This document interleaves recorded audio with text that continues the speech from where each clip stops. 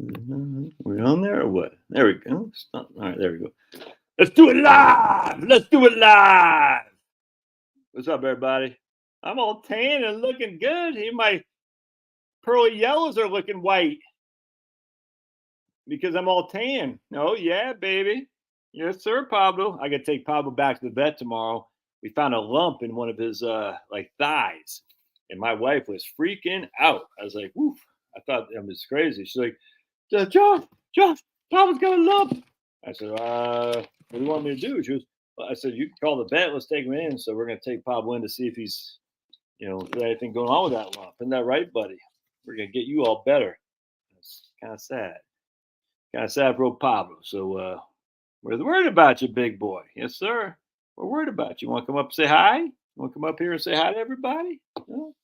Anyway, welcome aboard, everybody. Happy soon-to-be Father's Day. Like I said in a video I did earlier today, I'm going to get some Kentucky Fried Chicken tomorrow and some Krispy Kremes. Probably just a cyst. Fatty tumor. That doesn't sound good. It felt like Andrew, you can kind of push it in. It almost felt like how you can push like a vein in. Kind of felt like that. Fatty. I don't know. That doesn't sound good, man. A fatty tumor. Explain. Because it's like sitting there thinking, if it's cancer, I don't know how it works. Hey, right on. The Family Man. Look at that guy. What is that picture of Family Man? What is that? Is that your family? Doing Family Man kind of stuff? It looks like you guys are up to no good. What are you guys doing? Looks like you're up to no good there. I don't trust the Family Man. Yeah, Marie. The pool crushes, man. I love the pool. I'm not even a very good swimmer, but what the hell is going on? Why can't I get that thing? One second. Let me it's like doesn't seem like it's very clear. There we go. Hey, former USA employee here. Appreciate all your great info. Did I know you there? Jay Wall? Did I know you there? How long were you working at USA? San Antonio? Where were you at? Phoenix? Tampa? What comes with old age? Fatty tumors, Marie? I got your email, by the way, Marie. I'll send you the link. Lipoma is common in dogs. It's a fatty tumor. Okay, sweet. Lipoma. That's what. Judy B. Look at Judy B. Didn't you just email me, Judy, the other day?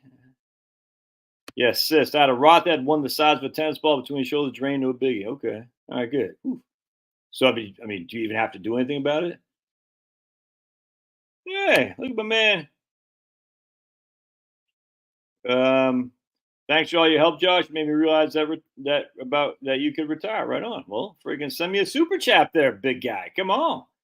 It's not that far away. I'm not too proud to beg. If I've helped you retire, friggin' send me a super chat right this second, EP. I'm joking in a funny way, but you still send me money. I'm not too proud to take it. I don't want to put you on the I don't want to put you on the spot. If you don't, it's fine. Just had a laugh. Andrew had a Rottweiler. One side tennis ball between. Oh, we were talking about that. Dan's in the house. Hans is in the house. Han Solo's in the house. Are they killing the Star Wars? I'm all about the money, Pulverizer. Just like you. Hey, look at EP. He did it. Yeah, you're all right, EP. EP, look at that. That's how you close a sale, man. If you want freaking money, you gotta say, "Give me money." Yeah, but Pulverizer, I'm like your kind. If you know what I'm saying, Pulverizer's kind is all about the money. If you know what I mean, Pulverizer's people, they're all about the money. Oh my goodness. Now I picked you up later, San Antonio employee for 22 years. Right on, man. I got you. Right on. And you just retired, or are you still there? Got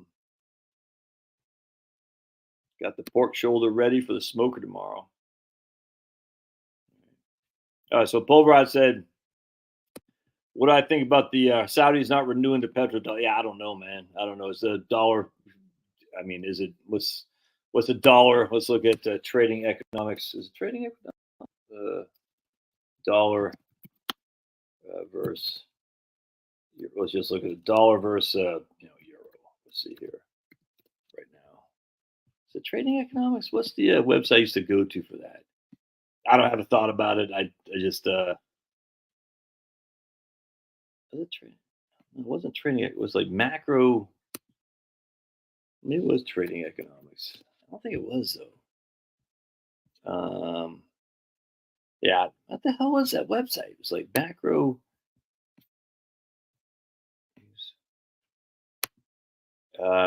Pablo, we think Pablo might have a fatty tumor.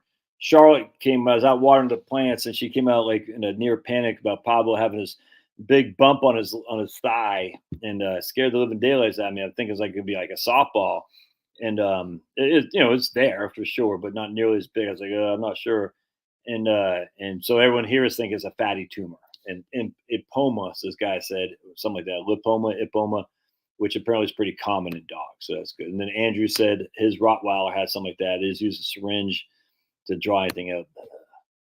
You emptied my wallet this month, even with the locals discount rate. Fatty tumor doesn't need removal with not causing problems yet as dogs age. In fact, it's funny. We hey, look, we got a guy on Facebook. Right on. There's Dairy Bullock. Watch your motorcycles. Yeah, but you all need to watch for us too, Motorcycle Dairy.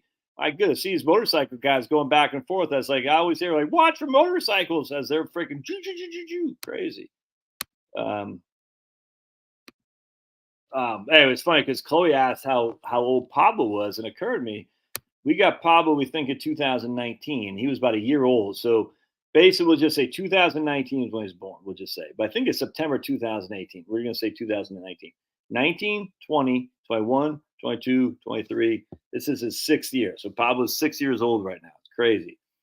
And my understanding is that bigger dogs don't live as long as smaller dogs. Do y'all have any thoughts on that? Because I don't know that to be true. That's just my understanding. Bigger dogs have less life expectancy than smaller dogs. And I don't know why I think that. It seemed like I heard that someplace.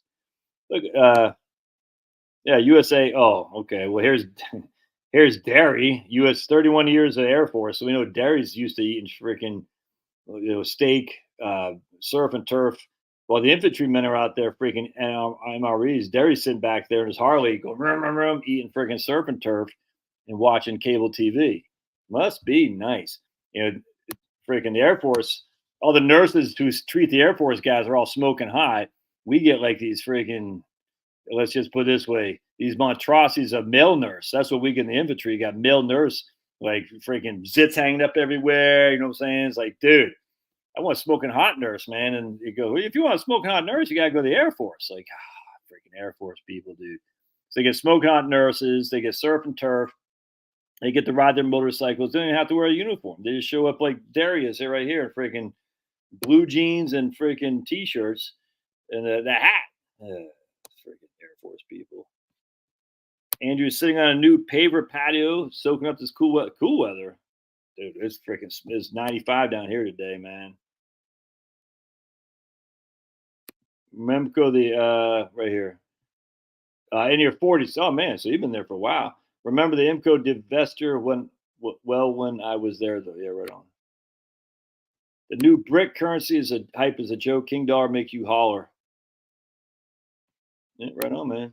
Retire in your 50s, brother. Just no debt, man. I mean, it's just the way to go. So all these people griping about the dollar and all this. I'm like, what the hell was that? It's like macro. Oh man, I can't believe I can't remember this. Yeah, I'm not gonna remember. It's macro trends. Here it is. Yeah, it's macro trends. So let's take a look. I think it's macro trends. Those crazy ones on a motorcycle are usually younger. Yeah, 100%, man. Was it macro trends? Yeah, I don't remember. Anyway, I'm not sure what the dollar is doing versus everything else. I thought it was macro trends. Economy. US dollar. Just hold on just a second. Everybody. Hang tight, ladies and gentlemen. Hang tight. Versus euro. I don't want that. Get the hell out of here. I don't want that. I just want US dollar versus That's all I want, just to get to a website we can compare. Man, there's this one website that's so easy to use. All right, so the U.S. dollar is now $1 buys 93 euros. All right, if we so $1 buys, let's see how many Canadian dollars. The loonie, if memory serves, Canadian dollars. $1 buys 137. Excuse me, $1 buys 137 of Canadian dollars. So right now is the time to buy some freaking some property in Canada right now because the dollar is way up versus Canadian dollar. I just look back. Let's look British pound. I always hold on a second. The British. How much Bitcoin trading? Like 66,000. I just, it's the weirdest thing, man. I got clients who have Bitcoin. I'm not mad at them or anything, but it takes 66 cents to buy one Australian dollar. Just FYI. So America is just crushing as we crush always. America, America. I'm proud to be an American. At least I know I'm not in Canada. Because Justin Trudeau is such a clown. It cost $1.27 to buy one British pound. That is just so weird, man. Did you all hear about the British? Let's see here. All right, he's talking to a guy at work, and his advisor has convinced him he needs $2 million to retire, so he's going to keep working. It depends on spending, but in a scenario, he never touches the print. Oh my goodness. I literally, it's mind-boggling. Mind-boggling. Yeah, true. Bigger dog, shorter lifespan. Oh man. Can you come up with a little more? EP? Exactly. EP's like, here's $1.99. Wow. That's going right to Sniffy Joe. I mean, he's gonna charge me for my e-breathing. Oof. Ideas. Luke, don't put your name in here, dude. Especially a picture of your pretty wife. My goodness, Luke. So Luke is telling us he's got all that money in So what do we know about Luke Harris here? We know he's got a pretty wife. Luke ain't all he ain't all that in a bag of chips. The only reason his wife's hanging out with Luke is because Luke's got this bank, but he's got a cost basis of $100,000 and a hell of a lot of Eli Lilly. Yeah, dude, that's a challenge right there, brother. I mean, that's when you sometimes just take some of the capital gain hit. I mean, it's better to take the hit and secure your future to keep your pretty wife than it is to freaking lose it all if all things went to south. I don't know. I mean, was Eli Lilly going south? Probably not. But, I mean, people said that about Enron. People said that about Bethlehem Steel. People said that about million stocks. People have been saying about Exxon. Exxon's still crushing. So I don't know. But at the end of the day, you definitely want to take some gains. And, you got some taxes to pay. Well, give to Caesar what's Caesar. Give to God what's God's, man. No big deal. Certainly better to come up with some capital gains than not, for sure. Or you can just, if you don't need the money, and I presume you do because you look pretty young, you just hang tight and give it to your kids, transfer them tax free upon your demise. But I imagine you probably need that money. I would just start taking gains. I don't know you about anything. I just start taking gains off the table just to secure that position. And people are like, well, it's taxed. Yeah, that means you made money, man. It means you made money. I was getting ready to say something about somebody said there. About the BRICS. Yeah, this whole anti-U.S. thing, I just don't understand. Oh, that's what I was saying about Britain. The BRICS isn't part of Britain. Britain is not part of BRICS. But right now, the Tories are behind the new Reform Party with the Neil Farage. That's how bad UK is right now.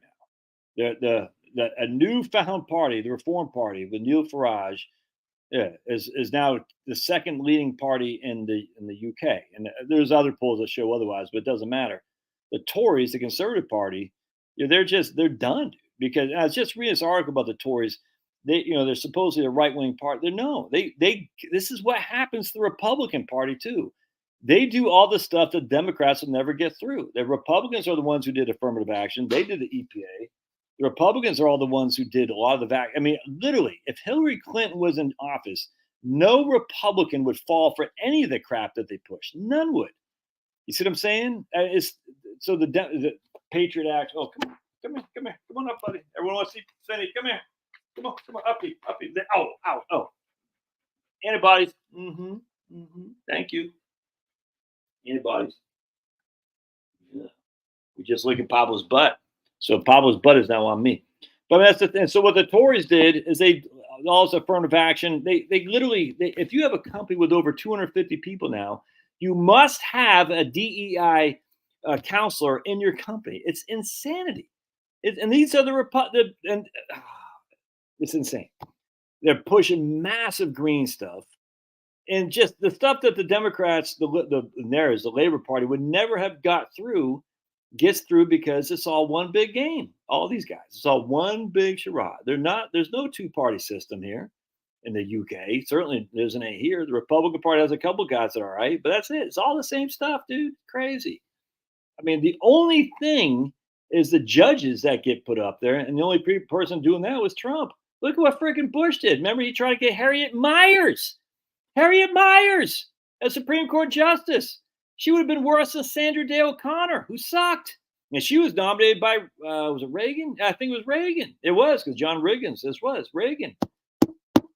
Freaking Anthony, the guy who replaced Bork, Anthony Kennedy.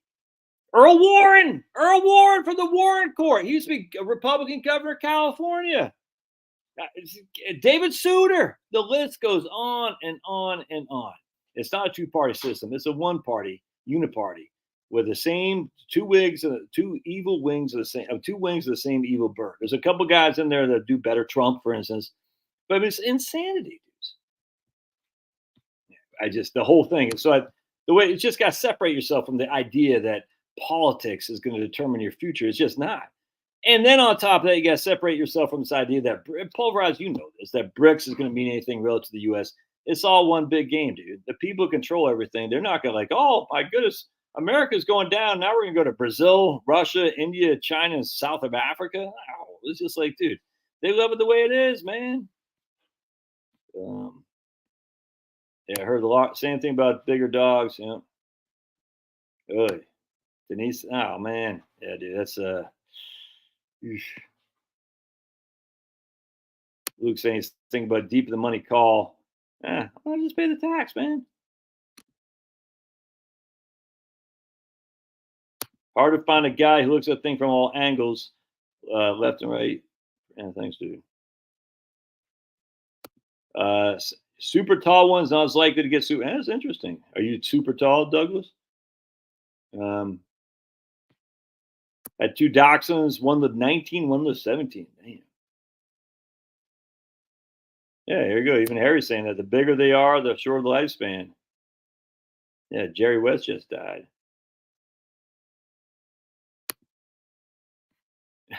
Warmongering neocons weaponizing the dollar and pissing away. It's insane, dude. It's freaking insanity. This is freaking insane. I just literally, and we just passed a budget for the military of like what $980 billion or something like that. No one's saying where's the military, as they say about Social Security. Well, Social Security is unfunded. Well, where's the military? Do we have a funding for a $988 billion military operation? No.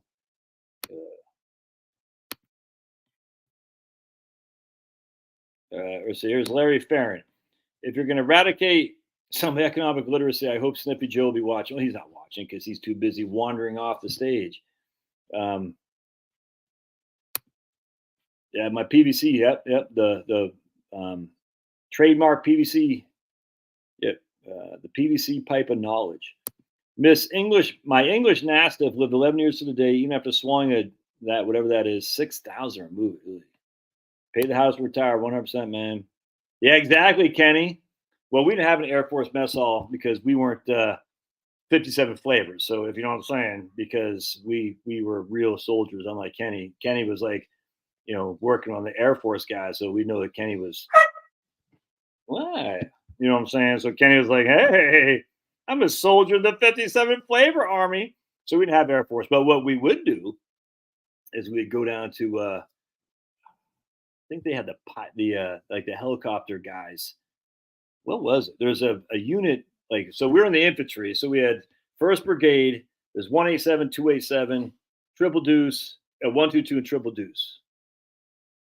Yeah, something I can't remember. But it was like 4 companies or battalions Yeah, I think that's what it was. We had 4 battalions. I can't remember. But anyway, long story short. But if you went down in Fort Drum, down and around, it took about 10 minutes to get there to walk, or we just drive down 2 seconds flat. There's some other. It was either I wasn't officers. It was like the helicopter people or something like that. You get the better chow there. The infantry is just whatever. You know what I'm saying? But down there, that was before I was drinking coffee. By the way, I wonder how the coffee tasted. They say that in the army, the coffee's mighty fine. Who said that? I hope Luke Harris is his stage name, but do hope that's his wife because she's pretty. How dare you call another man's wife pretty? Well, she was. She looked good. I like when people show their wives. That's why I never do. Because I don't want anyone talking smack on my wife saying, hey, Charlotte, Josh is yesterday's news. Why don't you come with me? My name's Luke Harris. I got $3 million. Drop that loser. Drop that zero. Get with this hero. Just say yes. I don't want to hear no, because that's not the way it goes. And I'll take it to every Get Fresh show. That's the last time I'll ever rap. Right there's Dougie Fresh. I moved some gains to cash to bolster my cash position. Yeah, right on, Hans. I'd sell and pay the. Well, I want to do it all in one fell swoop, man. I mean, that's a big tax hit right there, man. I just do it, like 100,000, 200,000 a pop. But man, Ted is woo. Ted wants you to give to reduce the deficits for Sniffy Joe. Yeah, I saw that. France and Netherlands are seeing massive popularity in far right political parties. Far right, according to the left. They're so far right. They want to deport people here illegally. Anyway, I was listening to this guy, Nick Gillespie from Reason Magazine. And I like Nick Gillespie. I'm not a fan of Reason Magazine. They sold out after COVID. It was so bad. They're the libertarian magazine. I was so disappointed. Anyway, Nick Gillespie says, all these people griping about immigrants breaking into our country to mow our lawns, to raise our children, to cook our food. And like he's saying, like kind of laughing. I said, thank you for pointing out. Mow your own lawn, raise your own children, and grow your own food, or cook your own food, and you don't need immigrants. That's exactly the whole point. You do all this stuff yourself. You don't need to have massive immigration, but no one wants to do it because we're so accustomed to 2-income families and stuff. Because frankly, the housing is not affordable. It's just not. It's almost like by design. Let's make it so unaffordable so people can't have they need to have two-income families so the state can raise their children. That's just freaking disgusting. And then the state will raise their children, and both these people will be subject to corporate America with their DEI, all propaganda and stuff, and the 57 flavors. But hey, if you want a house, you got to capitulate, right? Or else you're gonna be like, oh, it's such a freaking. Harriet Myers wasn't Harriet. What is he? I don't. He was she was a judge that he appointed or something like that in Texas. Harriet Myers. I don't think she was his press secretary, though. I might be wrong, but yeah. But then I think I think when the conservatives threw a fit, I think that's when he got John Roberts, and John Roberts because they got stuff on him on how allegedly he adopted his children. He'll do what he needs to do. He'll capitulate when they need him. They'll let him run around on occasion to show that he's somewhat right wing, but when they need something solid like Obamacare and a couple other things, John Roberts is a reliable vote for the left. Look, dude, the left has stuff on everybody. The left has got stuff on you guys. They got stuff on me. I guarantee. They got stuff on everybody. And when I say the left, I'm talking about the massive apparatus of the state. DEI has been, yeah, that's what you think, Scott. Scott thinks DEI always comes back. It's just a different form. It always comes back, dude. Remember, diversity is our strength. Remember that? Diversity is our strength. Yeah, and I remember that when I first started going to college at George Mason, 19. I'm gonna go get my hot tea. I'll be right back. Hang tight. Hang tight.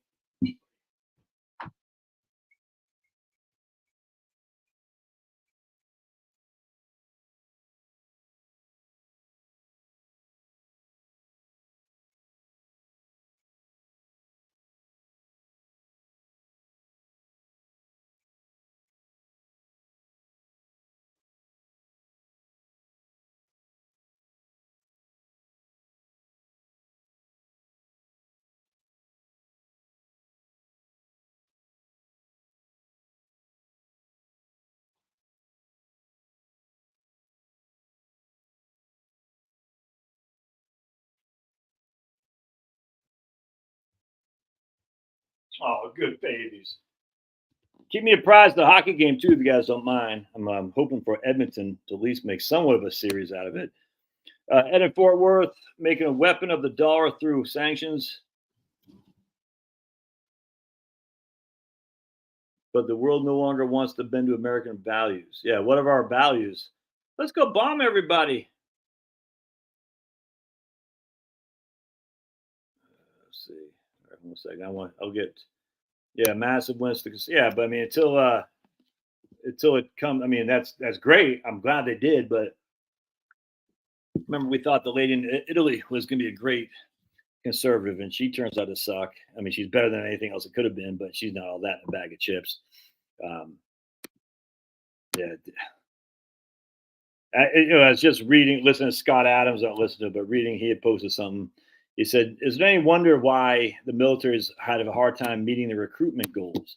Because white men don't want to join." And I responded back. I'm sure he didn't see it, but between my brother, me, and my sister, we have 7 young men, 6 young men, 6 men, 2, 3, 6. None of them are going to sign up for the military.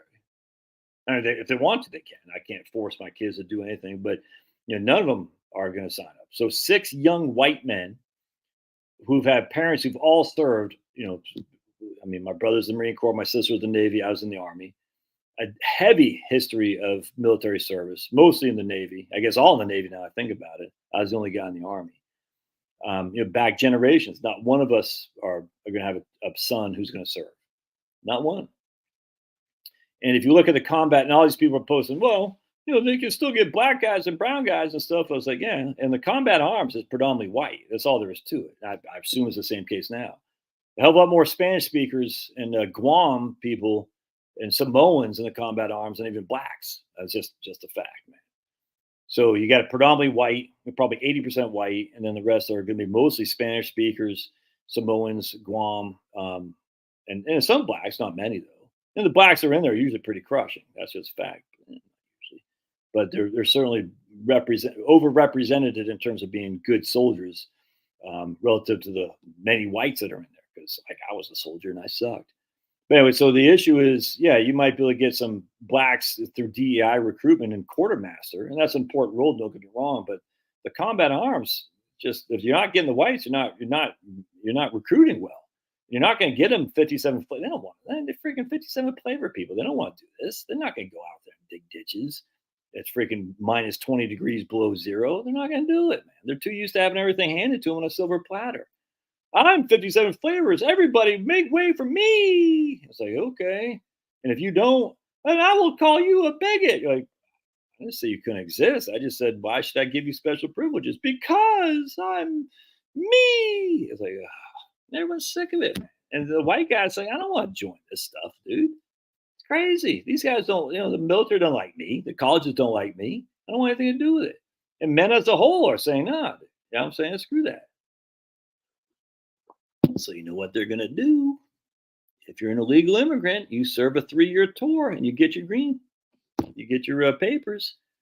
See that a mile away. Like, well, we're going to make these, like this stupid guy in the UK says, if you're in the UK, you need to have 2 years of service, i.e. basically a draft, but it doesn't have to be the military. It could be anything. Hell no. They're going to do the same damn thing here.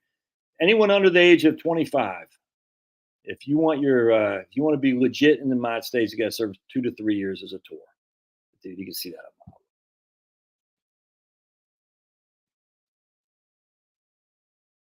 Yeah, it's the AFD is kicking ass and taking names in Germany. They're trying to make it illegal, even though they're basically the second largest political party. I mean, that'd be literally like making the Republican Party illegal. It's crazy.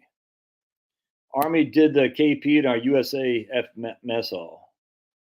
Yeah, I did KP, but we didn't have any Air Force people around. So I was not an airborne guy, and I made it. I ran. I was 4 months in Ranger School. Went to 2 times in Fort Benning phase and 2 times in Dahlonega phase. When I finally said, I'm done here. I probably had more spot reports than anyone in the history of Ranger School.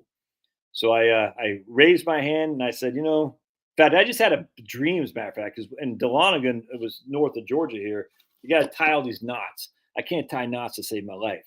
I just had it, and it really haunted me. I was like, dude, how come I can't get this? It's weird, man. I literally would stay after and practice, and I just couldn't get it, because I wasn't in Boy Scouts or anything like that. I just had a dream 2 nights ago that's trying to tie some kind of rope contraption like they teach in Ranger School with my wife there. I can't remember if we're going over rivers. I just can't remember what we're doing. But I needed to tie this rope contraction, whatever it is. And my wife was there.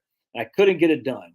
And she goes, well, why don't we ask that guy over there? And I said, well, no, I don't. And I was like, I'm the man. I should be able to do this. She goes, but you're not able to do it. Just ask this guy over here. He can do it. I was like, oh. So it's like, so I was having a nightmare about not being able to tie knots, which reminds me of my Ranger School days. And then I'm worried about my wife going over this guy over here who could tie knots instead of me. I was just 11 Bravo Celtic. I just straight leg grunt, nothing fancy. I don't even know how I went to Ranger School, to be honest. I mean, somehow they said you can deploy to, I think we're deploying to Fort Bragg one time or something like that, or you can go to Fort or pre-Ranger school. I said, I think I'd rather go to pre-Ranger school because I hated deploying. I said, okay. So it was like 2 weeks out in the field, and somehow I passed. I don't know how I did it, dude. That was I was a poop sandwich as a soldier, but I passed, because I guess if you can put a rucksack on and keep going until they tell you to stop, that's a win. So I did, and next thing I know, I headed down to Fort Benning for Ranger School. I was like, what? It's like, dude. Some folks like the Army. To me, it's just a mess. If it's so damn terrific, how come I wear a dress? Clink. It's pretty funny. 30 gain, 30. Well, I guess good point. He started with 100. Yeah, that's true. I got you, Ted. Fund manager for a California state employee is only by DEI companies, underperformed compared to Florida fund manager. Yeah, it's California. They stupid. I don't do any of the home maintenance, yard work, clean the house. That time's better spent with my family. Yeah, but I hear you. Trust me, family man. I hear what you're saying. You don't clean the house though. We do that.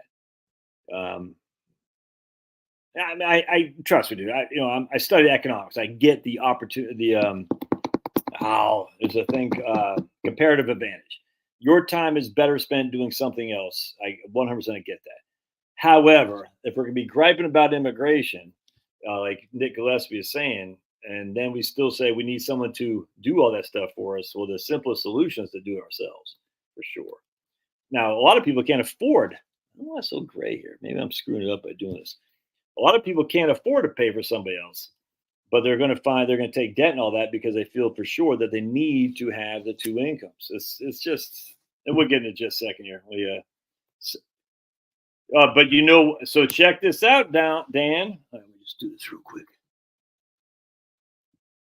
There we go. The Celtics will win on Monday. Why? 6/17, 2024. The last time the Celtics won not the Stanley Cup, the NBA championship was 6/17, 2008. Guess what the area code of Boston is? 617. 617. Why are you not now bullish on crypto? I don't get it. What you were too bullish on crypto. What's going on now? I think you could go your way, Josh, and be fine, but I still think crypto. Yeah, look, I have no issue if people hold crypto. None. It's the greater fool theory. It's literally nothing wrong with that. I mean, you can even say my house is a greater fool theory, that I only profit when someone buys it for more than I paid for it. But that's not true, because right now, even if I don't profit, I still get everything I put into it back, if that makes sense. And it gives me a place to live too.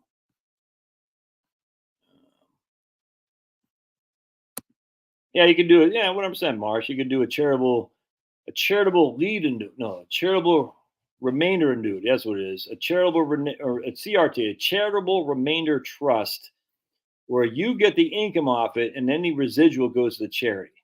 I just think if I was president, I'd get rid of all that stuff. 100%. So no more of this. It's all just for rich people. But you could do that. You could take a tax deduction on the amount they calculate will go to charity, and you get the income off it. Still got to pay income tax on it, but you don't have to pay a capital gain. Sniffy Joe sniffed the Pope. I saw that, Mark. Hey, I just got a lead. I mean, Harry Myers was a all right. Right on. There you go, Ted. Sweet. Edmonton's actually got a lead here. They had a lead the other night too, and they lost 4-1. Yep. They yeah, 100%. And Jill asked, look at Jill Marie, two minds think alike. It's insanity. Having women fight your stupid wars is the but Israel is so much better than the Palestinians because they are fair. They have Israeli women fighting their wars. Now, see, you can make an argument for Israel. I get it. I don't like it, but I get it because they're in the midst of people who want them dead. It's just a fact. That's just a fact. That's not the case in the United States. Having women fight your wars is insane. It's insane. It's shit. It's freaking. It's not equal. I think I did a video on this not too long ago. I showed there's like, of all the chicks, of all the soldiers in combat arms, it's like I don't know. I can't remember. Like a couple hundred were women. That was it.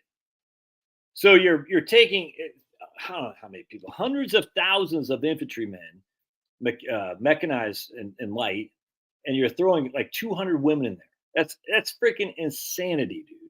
And now we're gonna draft women to go fight your stupid ass wars to go. Just the whole thing's so sick. My buddy's son is 21, finished his third year in Bravo Company. Re-up for 3 more years. He said mostly white boys, infantry, in his truck unit. Yeah, what I'm saying. But Bravo Company was what units he in. So that's just, Bravo Company could be. I was in Bravo Company. That could be. But I was in Bravo Company 187. Recruitment question. What are your preferred pronouns? And it better be they, them. Exactly.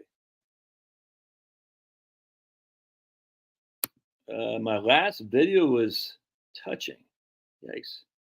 What, I touched you? Did I get permission? I didn't get what my last video was. I'm not sure. No. No. Are you back, Sam? This is Sam? No way. Sam, this is you. I hope you're still here. Pablo. Sam's still here. Sam's his black guy crushes. And he got really upset at me for some reason when he emailed me the day close this door. He emailed me the day of the election, of the selection, if you know what I'm saying it looks like Trump's going to win. And I know this is him because it's the same avatar. I hope he's still here. And we're emailing back and forth. And then when Biden won, Sam never heard back from Sam again. I'm sure I said something to offend him. You know what I'm saying? It is what it is. But I mean, I was like, dude, come on, man. You can let politics ruin friendships. I mean, would I say Sam is my friend? Not necessarily, but I very much enjoyed our emails together. Oh, thank you. Leaving? What? Okay. Did she leave? Okay, cool. Right on. They were downstairs. If you know what I'm saying. I said, keep that stuff on the up and up. Anyway, so I hadn't seen Sam in a long time. And so if he's here, that's great. Let's say a prayer. Father, Son, Holy Spirit, amen.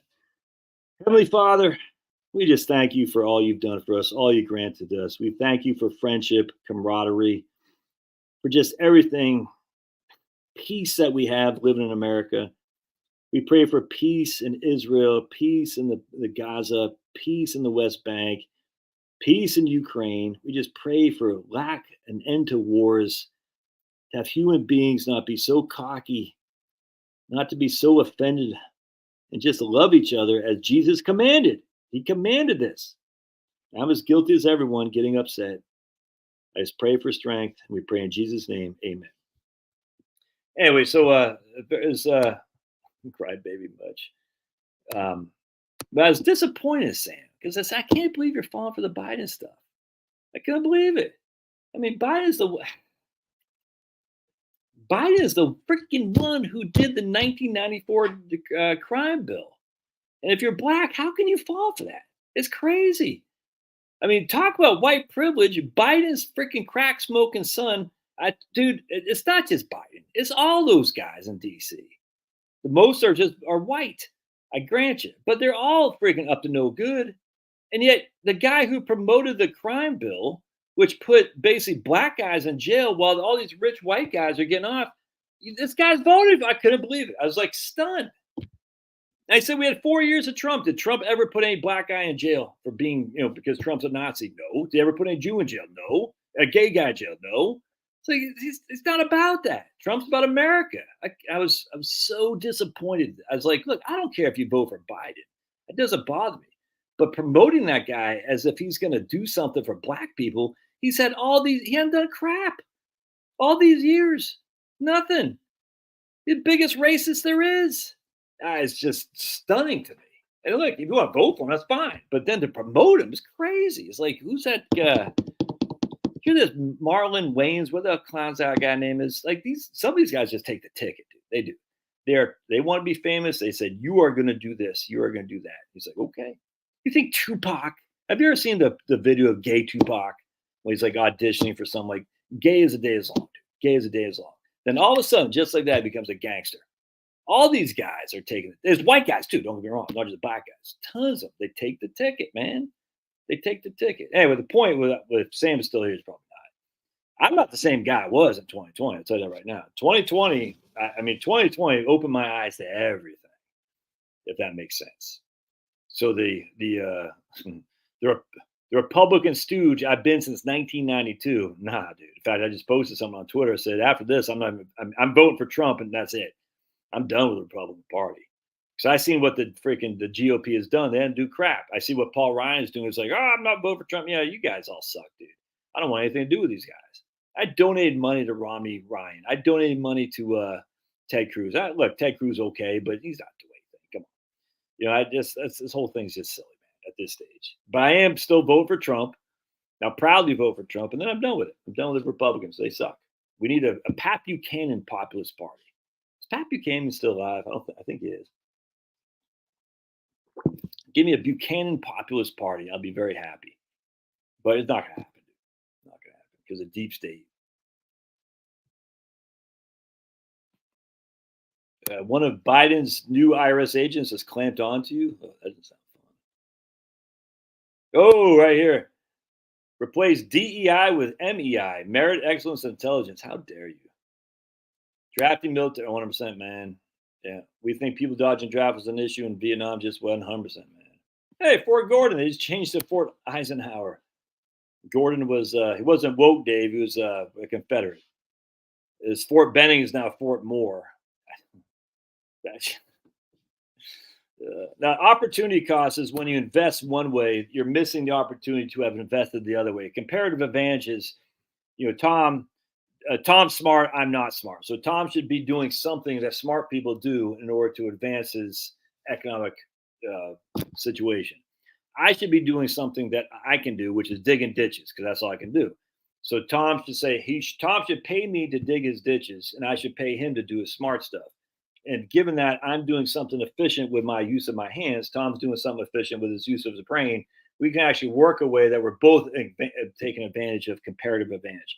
It's kind of like Tom is better as a corn grower. I'm better at raising pigs.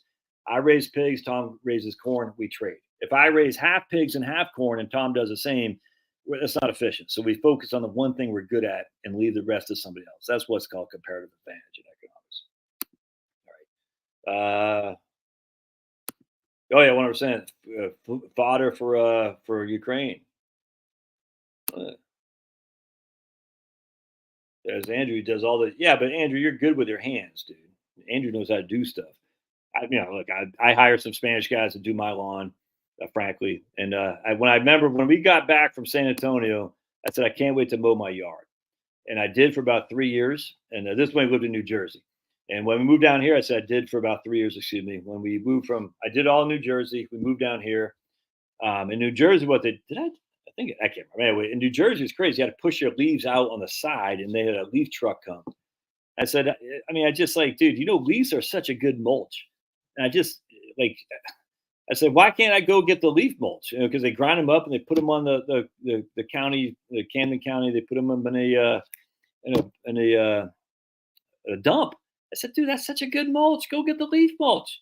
You couldn't do it. You couldn't go get the mulch, dude. I was like, this is insane. Anyway, so I came down here. I said, I'll do it too. And I did it for about 2 years. And I said, I don't like doing this anymore. I'm going to hire somebody. Um, hey, 2-0 Edmonton. I tell you, Dan. And that's why Trump's going to win, by the way, huh? The 45th president and the 47th president. 4 plus 5 is what? 9. 4 plus 7 is what? 11. Pretty interesting. Was Trump in on 9/11? Just throwing it out there. You should listen to the interview. I don't think Trump is in on 9/11. I just think it's funny. There's an interview that Trump gave literally minutes after the World Trade Center buildings, before Building 7 came down, which is, how did Building 7 fall? Kind of weird. How did Building 7 fall? Didn't it get hit by a plane? Huh, very strange. But anyway, there's an interview that Trump gave, like literally minutes after World Trade Center, the second one came down. Talk about now he had the biggest building in Manhattan, the Trump Tower. I'm like, we don't know that the terrorists are done here, there, Trumpy. And he was just, it's a weird video. You should find it. Trump interview during 9/11. And remember, we had no clue if the terrorists were done. I think the plane still might have been up, and I don't even think the Pentagon got hit at that point. I don't know. But it's just the way he was talking. It's like, it's strange, dude. No, I'm not making more of a, don't read too much. I just find it's like, this is kind of weird. It's like, yeah, we got the biggest building now in Manhattan. Yeah, it's like, okay, that's a weird thing to say, but okay. And we still don't know if the terrorists are done yet. Joe Mama just got out of the pool. Oh yeah, just got out of the pool, enjoying myself. Oh, I thought you said enjoying myself. I said, dude, I don't want to hear that stuff, dude. I'm like, I know I'm good looking, but I'm not. Don't be Joel. What's the guy's name? Joel Tubin, whatever that guy's name is, Jeffrey Tubin. Don't be all Jeffrey Tubin with me on the TV here. Oh yeah, Tom. Joe called. Joe just called for you, Tom. Tom's like, who's Joe? Joe Mama. Joe Mama just called Tom. Take some excess gains. All right, we'll go into my. You can't have, dude. Totally, man. Probably a soldier problem. I'd take female Marines over soldiers. Well, Brett's not trying to win any wars, and of course, I would not try to win any wars either. We'd just say, hey, there's actually Cabin. He better not be. I told Cabin the other day. I said, I bet it's very frustrating that your dad is always here. He's like, what do you mean? I said, yeah, you can't bring your girlfriend home. Trust me. When I was growing up, my dad was never around. So let's just put it this way. We were party central at Shea Scanlon, our little dump of a duplex. And again, we took a boarder in sometimes. It sucked when that guy was there because it's like, oh man, we can't have, let's just put it this way. We had lots of fun. There we go. Oh, that's much better. We had lots of fun at Shea Scanlon. But when we took this boarder in, his name was Craig, because it was just, whatever. He would be there. It's like, oh, can't have people over. And by people, I mean, we'd have parties during the school day, after school, after, baseball practice, something like that. We'd come in there smoking and joking. And sometimes the ladies would be there too, you know what I'm saying? And with no dad around and no adults, things got out of control. And so I told my son, I said, yeah, so things don't get out of control here because I'm here always. Yeah, what I'm saying. Oh, man, I'm sorry to hear about your mom, Sam. Was it sudden? It sucks, dude. Prayers to your mom. Prayers to your mom. Hope it wasn't sudden. 58 this month, retired last year. Auto exec, went back to work after 2 months. I'm an idiot. Why? I don't get it. Why you an idiot? Forgive me where my ego. Dude, what? Nah, dude. No one's holding. What? Stop, dog. No one. You're not holding anyone back. How could you possibly hold anyone back? You don't control what other people do. Dave was shocked to reality by your life expectancy at 65. Yeah, dude. So I think Dave said he's 58. Yeah, so Dave, man, but I don't get why he went back to work, Dave. So anyway, so Dave, we know I can't say a fact, but we know studies that if you are found with diabetes, what was it? If you're diagnosed with diabetes in your 30s and by the time you're in your 50s, you still have it, your life expectancy isn't very long. I don't know when they diagnose you. I don't know. But dude, 100%, man. Just make sure you give your snuggle bunny some loving because we don't know. We don't know how long we're going to be. We just don't know. And you might be fine. Type 2, that's kind of that you can maintain. That's like type 1 is what you're like genetic or hereditary. I think type 2 is what you get from I don't know. I don't know how it works, but I think you get from eating and stuff like that. Don't take this wrong. I don't know. I just don't know. Maybe. I can't believe. Yeah, 100%, man. Well, because he's not a gangster. That's the whole point. They're all playing a role. All of them. Snoop Dogg. What's that chick's name from like blonde head, Spanish last name? Carmen Hernandez, Carmen Diaz, something like that. She said that Snoop Dogg went to her high school. All right, so and she could buy pot from him. So Snoop Dogg, and she showed like a picture on something. I don't know how I came across it. And I don't think Cameron Diaz went to a poor kid high school, if that makes sense. I just thought that was funny, man. So, oh, okay. And it's kind of like, Ice-T. I loved the rapper Ice-T in the late 80s. He was in the Army, by the way. So kudos to him. He was in the Army, which I thought was pretty cool.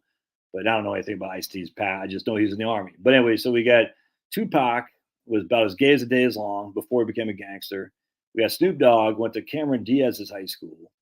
I find all this stuff funny. It's like, oh, because what happened was the rap music before then was very positive, and it was pretty crappy, mind you. With Run DMC, they sucked, but you did have Kool Moe Dee, you'd have Rakim, you had Boogie Down Productions. They kind of a little bit. That was probably the first real gangster stuff.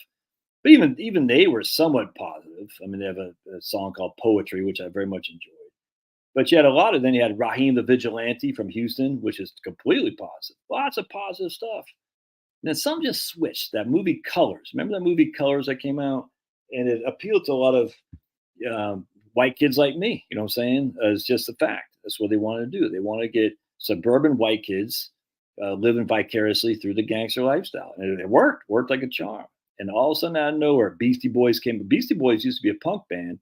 They come out with this rap album, you know what I'm saying? And that song on there, you got to fight for the right to party. That was very crossover. So it was a rock and roll song. And then you bought the whole album and you're introduced to rap music.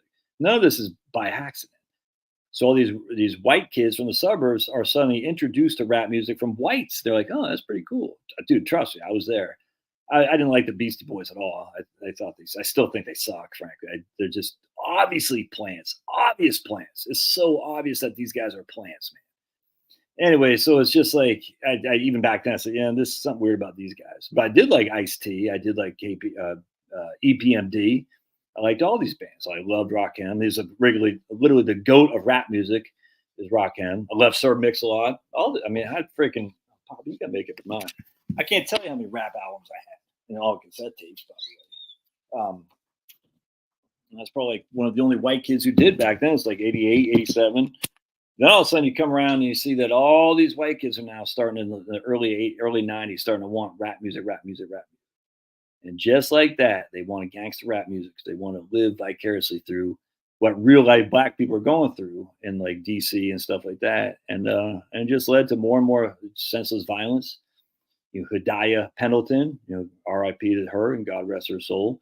A beautiful young lady. Like literally beautiful, insanely pretty. Was shot dead. She was a lady who gave the sang the Star Spangled Banner for Obama's inauguration. Shot dead by thugs in Chicago. You know what I'm saying? All this. Now, did this happen before? Yes, it happened before. I mean, it happened in D.C. before gangster rap music came on. Probably you got to make up your mind, buddy. But it wasn't to the extent that it was now. You know what I'm saying? In terms of just people just getting smoked in the street, just being in the wrong place at the wrong time. And it was such a tragedy. And it's all because bad elements in music industry want to control people's behavior. And they say, we will give you money to act a certain way, to push this propaganda. And if you do, you'll be a superstar. I don't have, people can disagree with me. That's fine. I don't care. There's no way you'll convince me that Tupac Shakur was not told, hey, do this and you'll be famous. And all these other guys too. Snoop Dogg, do this and you'll be famous. There's no way. And it's not just those guys. I mean, rock music too. All that stuff. There's no way. Someone didn't say these idiot bands, these glam rock bands of the '80s, do this and you'll be famous because that music sucked. The first Motley Crue album, Too Fast for Love, was pretty good, but after that, they just horrible. Well, Shout at the Devil's pretty good too. But I mean, these guys were just freaking, just horrible. They're preparing us for what we're doing right now, the 57 flavor stuff. You know what I'm saying? Completely set up, dude. That's that. Crazy. All right. Yeah, Hillary, I was a big fan. 2-1 Evans. Oh, no, there's Tom.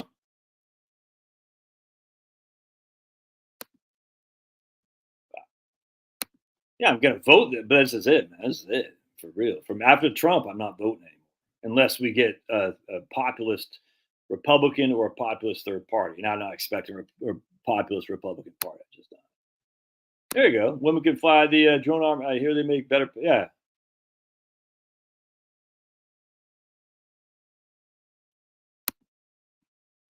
Well,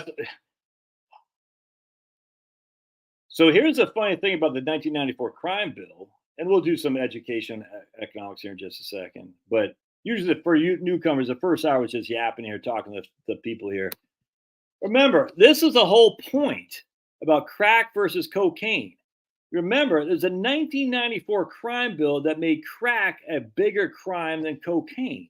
And then 20 years later, they're saying how racist is America because crack, the black drug, is a higher crime than cocaine, the white drug.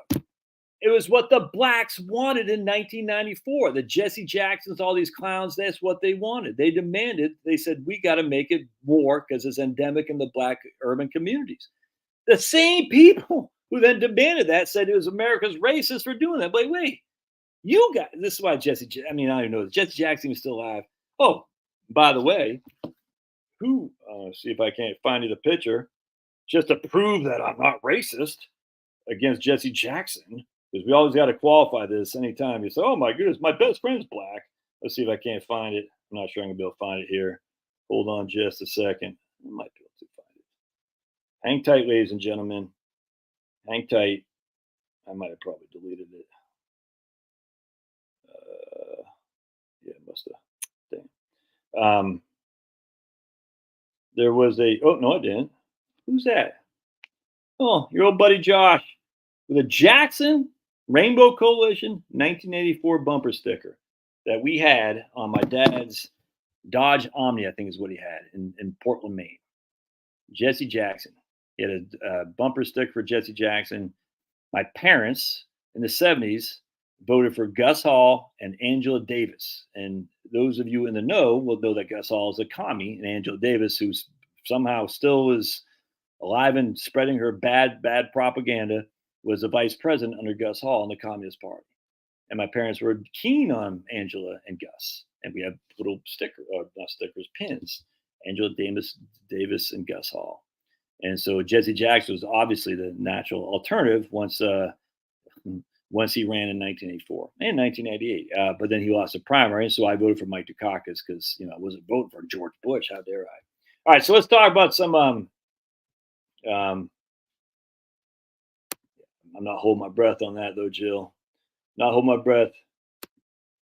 Whole question about Building 7 was what was in it. Also, in Hillary's, remember they had that burning, like where Hillary's servers were or something like that in DC, like the building burned, just happened to be the place where Hillary was storing all her illicit data. The whole thing's so crazy.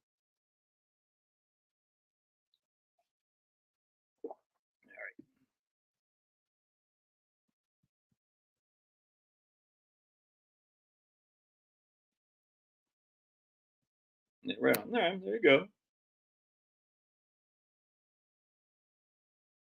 All right, Sam, you're all right. You're all right. Whoa, there you go. So there you go. Perfect example. Sam's mom was diagnosed with diabetes in her 30s and lived to be 71. That's exactly the issue, guys. That's exactly proof positive right here. I mean, it's anecdotal, I grant you, but we have studies. If you're diagnosed with diabetes in your 30s, your life expectancy isn't 95. It's just not. All right, type it right on. There's Angie. I have typed I have type 2 since 46. My life exactly. So you shouldn't be planning to live until you're 85 or 90. You shouldn't.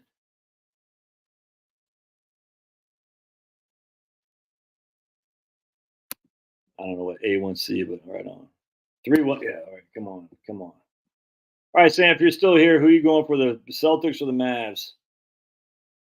It's like gay P. Yeah, that's a.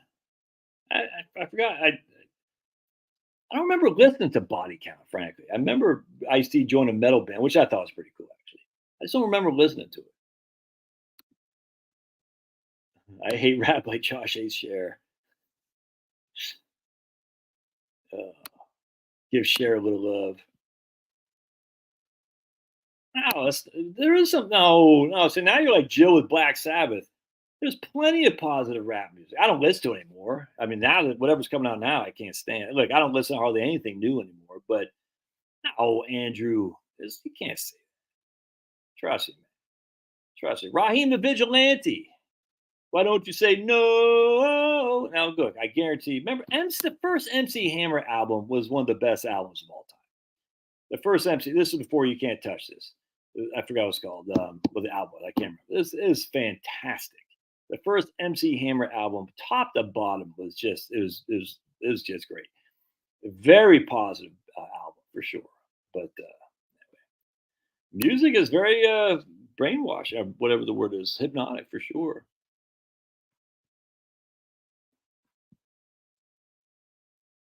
I mean, right, Joe. I might change them. As we sit here today, I'm like, no, I'm done with these guys. We got Bad Ace in the house. Isn't Jesse Jackson pretty ill? Yeah, I think he might be. Music is 10 years after Deep Purple, C. Sarah Black. Yeah, I couldn't disagree with that. Last year I voted for Jimmy Carter, who was a better president than Nixon.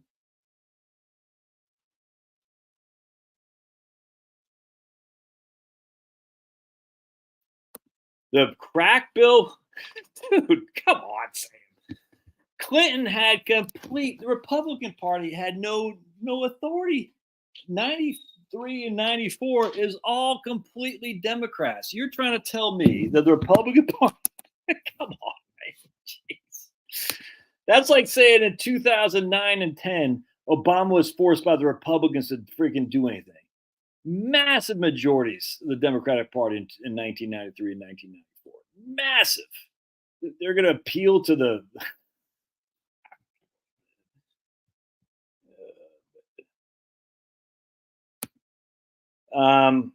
I just remember Ted. So I was a big far lefty.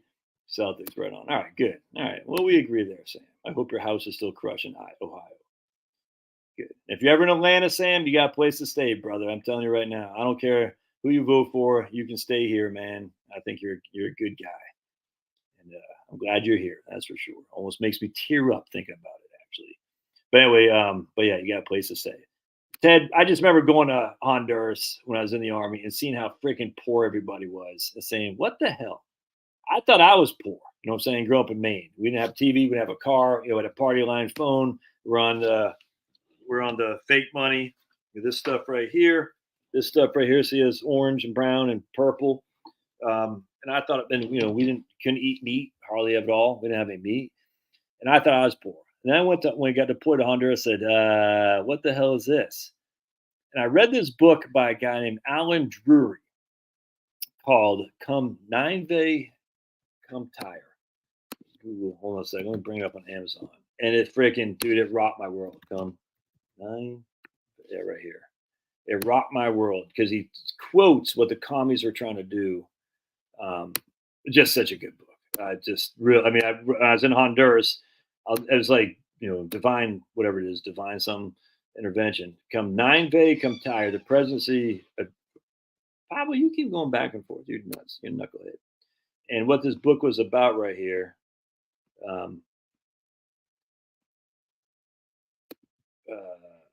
And China and the Soviet Union are waiting to watch any sign for weakness from the untried new president. But now that he is in a position of power, is he up to the challenge of leadership in such a time of crisis, or we've been too far towards appeasement at the cost of freedom around the world? And I was sitting there, and I just remember we're late. We had to take these Chinooks to one. So when you're in Honduras, you got to deploy to like 2 or 3 different places. You take Chinooks to get there. And no, it was yeah, Chinooks. Yeah. And anyway, I remember I was like, oh, they had this little library they had. You just pick anything out. And it's like someone's like, Scale, we gotta go, we gotta go. I was like, all right. So I just grabbed like one book with a cover that looked good, and that was literally the book right there that kind of changed me.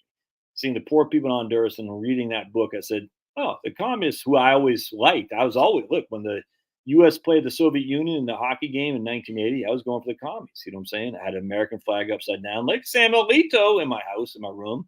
I was anti-American, 100%, man. That's why I liked all the punk rock back then, because America sucks, rah, rah, rah, rah. But then I read this book, said, oh, the commies aren't all that great, because he literally quote the commie literature about what they wanted to do in the United States. And what happens at the very end of the book is actually quite sad. The commies are now in D.C., not by force, mind you, but just by the skillful negotiation. And they had their version of what, like a Walter Cronkite kind of guy, or just some lefty newspaper writer columnist. He says, I was wrong. They did mean what they had written, because the guy kept writing like, they're not serious when they say they want world domination. They're not serious. And then he finally wrote his last article. He said, I was wrong. They did mean it. And then it never got printed because the communists controlled the media. It's crazy. Great book. Great book. All right. Yeah, I don't know if I trust that, man.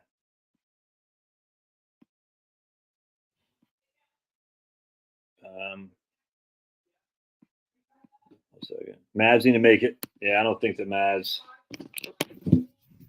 The Oilers got 3 goals in the first period. Holy crap. All right. So let me show you guys something here. And I know I'm running late here. Sorry about the. Sorry, but I want to show you guys. All right. So I want to go into my Twitter feed, my X feed. And let's see if I can't find the post I want to talk about. Notifications.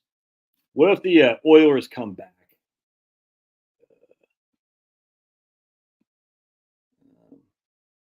1 second. Let's see if I can't find this.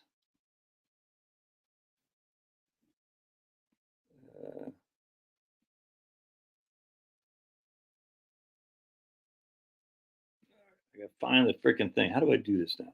I'm new on X. I'm new. Right, 1 second. I'll get there. Hang tight, ladies and gentlemen. Hang tight. So we're gonna go replies. I think it's replies. I like being on X. It's fun. I don't care what anybody says. That's all I'm talking about. We got that guy's up to no good. This guy right here, El Canelo by Los Lobos. Scott Adams. Right here.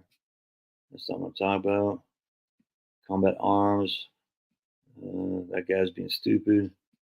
That guy's being stupid. There's right there, Jill. You like that? The 5 times August. I posted a thing from 5 times August.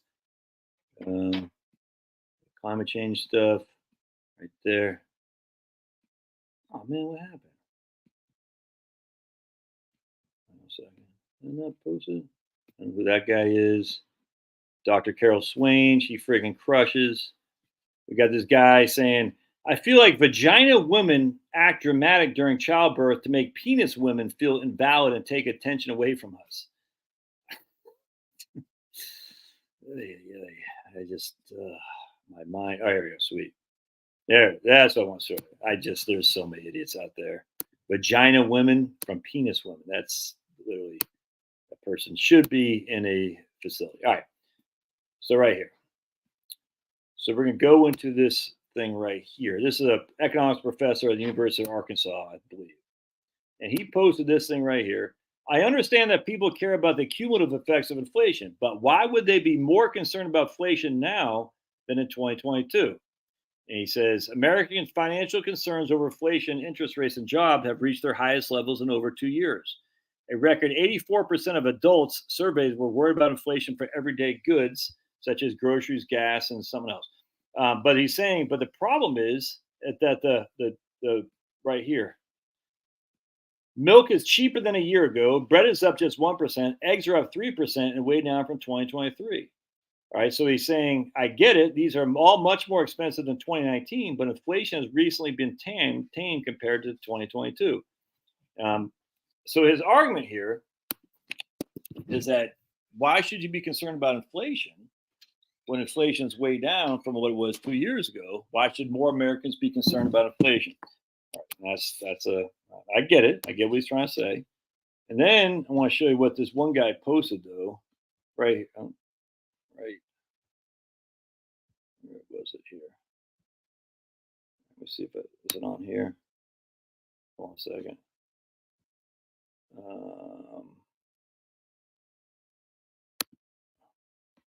Oh man, I can't find it. Hold on a second. Let me see if I can't find what the. I think I put it on my own thing. Hold on a second. Just hang tight. I'm gonna find it. I think I did post it on my own thing. I did. Yeah, post. Hold on. Go here. Go to my posts. Still learning the system here, everybody. My post. There, the penis women. There, right there. All right, sweet. There we go. I'm a penis woman. Penis woman. That makes sense, doesn't it? All right, so check this out. So some guy then posts this right here. He said, because someone said the reason people are worried about inflation is because they're still paying the inflation, and it's basically hurting their bank accounts. Some guy posted. So the reason they're still worried about inflation because they're spending more and it's diving into their savings accounts. Then this guy says that's not. They're actually not seeing that. He posts this right here: household checking deposits and currency. He says in 2019, the households had whatever the $800 million, whatever that is, $800,000 million. I guess that's $800 billion of checking deposits and currency, and now they have four and a quarter, $4 trillion. You see, so this is what. So this guy's argument is no. Look how much money they have. It's not dipping into their savings account. In fact, look, they got a lot more savings than they did in 2019. But it's like so freaking idiotic. I'm like sitting there thinking, I'm like, how can you possibly not see this? And I say, regarding why this graph is so silly, if we took you, me, and Zuckerberg combined and graphed out our assets, it would look like we were living large. Even if you are eating ramen and I'm eating hot dog soup. The reason is because the aggregate doesn't mean anything regarding the actual individual. The median is what matters more than anything. And this is insanely stupid. These are educated people. I said, here's a rough graph to prove that people in America shouldn't be worried about inflation. But then let's even go even more on this. Because what I want to point out to you here is right here. I say, this is why, let me show you exactly why people are worried about inflation. All right. And I said, remember, I actually wrote a book called Relax and Retire, Debunking Inflation Fear. So don't say that I'm peddling fear because that would be dumb. This is the median, half the people have more, half the people have less financial assets for people 55 to 64 going back to 1989 in 2022 dollars. Am I sharing this? Yeah. Notice, for people aged 55 to 64, it's almost identical to what it was in 1989. All that has gone is assets haven't grown in real terms. Real being net of inflation. They've kept up with inflation, but they haven't grown. That's real median financial assets for age group 55 to 64. And I said, let's look at financial assets for other groups. This is 35 to 44, 45 to 54. This is from the Survey of Consumer Finances from the BLS. I can't remember. Anyway, from the Fred, but either way, I think it's from the Fred. And you can see here, financial assets haven't grown. This is the median. Financial assets haven't grown. Again, they've kept up with inflation, but that's it. That's it. They have not grown since 1989. Now let's look at debt levels. That's a growth rate well above the rate of inflation. So here I got 35 to 44, 45 to 54, 55 to 64. And you can see right here, the debt levels have grown well above the rate of inflation, significantly higher. And 90% of the people actually have debt. Whereas if you look at the people with financial assets, not that many people have financial assets. I mean, a lot do, but we're going to look at retirement accounts. I think, do I got retirement accounts in here? I don't have retirement accounts. But when it comes to retirement accounts, a little bit more than half have retirement accounts. And financial assets don't include retirement accounts, but it's the same thing. Look at this. Here's the debt level. It's grown significantly relative to inflation. Here's the financial asset level. It hasn't grown at all since 1989. Now let's look at income. Real wages have been flat for most age groups thanks to immigration and globalization. Yes, jobs are easier to come by today than they were 35 years ago, but they don't pay nearly as well relative to one's debt. Look at, other than the small age group right here, this is the 55 to 64-year-old people, real income has stayed flat since 1989. You can make an argument that these people right here are the last of the baby boomers who were before the globalization fully kicked in, who are probably in leadership roles right now. But look at this. 35 to 44, 44 to 45 to 54. It's flat, real income. This is pre-tax too, by the way, pre-tax. Remember, 89, 93 had an increase in Social Security tax. So net of tax income, disposable personal income, that'd be net of taxation, is actually down from 1989. I mean, huh? And debt is up from 1989 significantly. Assets are flat, debt is up, income is flat. Look at that. Now let's look. I did review retirement accounts. So retirement accounts look much better, except for the younger age group. But why this chart doesn't show is that only around half of these people have retirement accounts to begin with. So let's check this out. So here, the age group 35 to 44, 61% have a retirement account. And you can see that's right here, that's a green. But still 61% up from 50% in 1989. So basically, you can see 57 to 62, roughly 60% of the people have retirement accounts. All right. So then we're going to look at this one right here. Look at this. So the median, again, the age groups 35 to 34, 44, 45 to 54, and 55 to 64 is up, except for this age group right here, which is the younger people. The younger people, their debt is skyrocketed. Their retirement accounts are flat relative to inflation. They kept up with inflation, but they haven't grown much. And only 57% or 61% of the population has a retirement account. You can make an argument that 55 to 64-year-old people are looking pretty good. They went from 50 to about 175. It's pretty good. But so their debt go up. Then you can look at these people, but again, and still only 57% of the people even have retirement accounts in that age group. Then you look at these people right here, 40. This is my age group, 45 to 54. Our retirement accounts went up from about 40 to, we'll say that's 120, 110. That's good over the course of 35 years. But only 60% of my cohorts even have a retirement account. And yet, if you look at the debt, here's right here. Which one's the debt? Yeah, debt levels. 90% have debt. 90%, and the debt levels have gone sky high from about $24,000 and all in 2022 dollars. It's all the same $2022. This isn't from this is real numbers from 20, but we'll say 24 to whatever that is, a little bit less than 100. Here we got we'll say simply 50 to 150. And what's causing this is obviously immigration and globalization. There's no other way around it. It's immigration and globalization. Immigration is keeping wages low. Now, if you are beyond the wave of immigration that's happened basically since Bush, a little bit Clinton too, for sure, but Bush, you're probably okay. You're in a leadership role, executive role, you're probably making decisions. A 55 to 64-year-old age group. Not a lot of immigrants can come here and take your job. I mean, some, don't get me wrong. But immigration, it inherently keeps wages low because immigrants get paid less. Anyone who argues this is just freaking idiotic, man. I'm sorry. Why do we import immigrants? To keep wages low. Why do we export jobs? To keep wages low. What's the biggest cost for a business? Labor cost. Labor costs are the biggest cost of business. Everybody knows it. It's not even close. It's not even close. 70% of the net cost to run a business is labor costs. Everybody knows this. So if you can offshore labor or bring cheap labor in, you're going to do it because it makes your net more net profitable. That's just a fact. What does that do for the natives?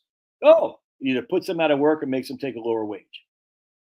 That this is why I'm Pat Buchanan was right. This is why I want a Pat Buchanan populist party, not some freaking add-on to the stupid Republican Party because I can't stand those guys.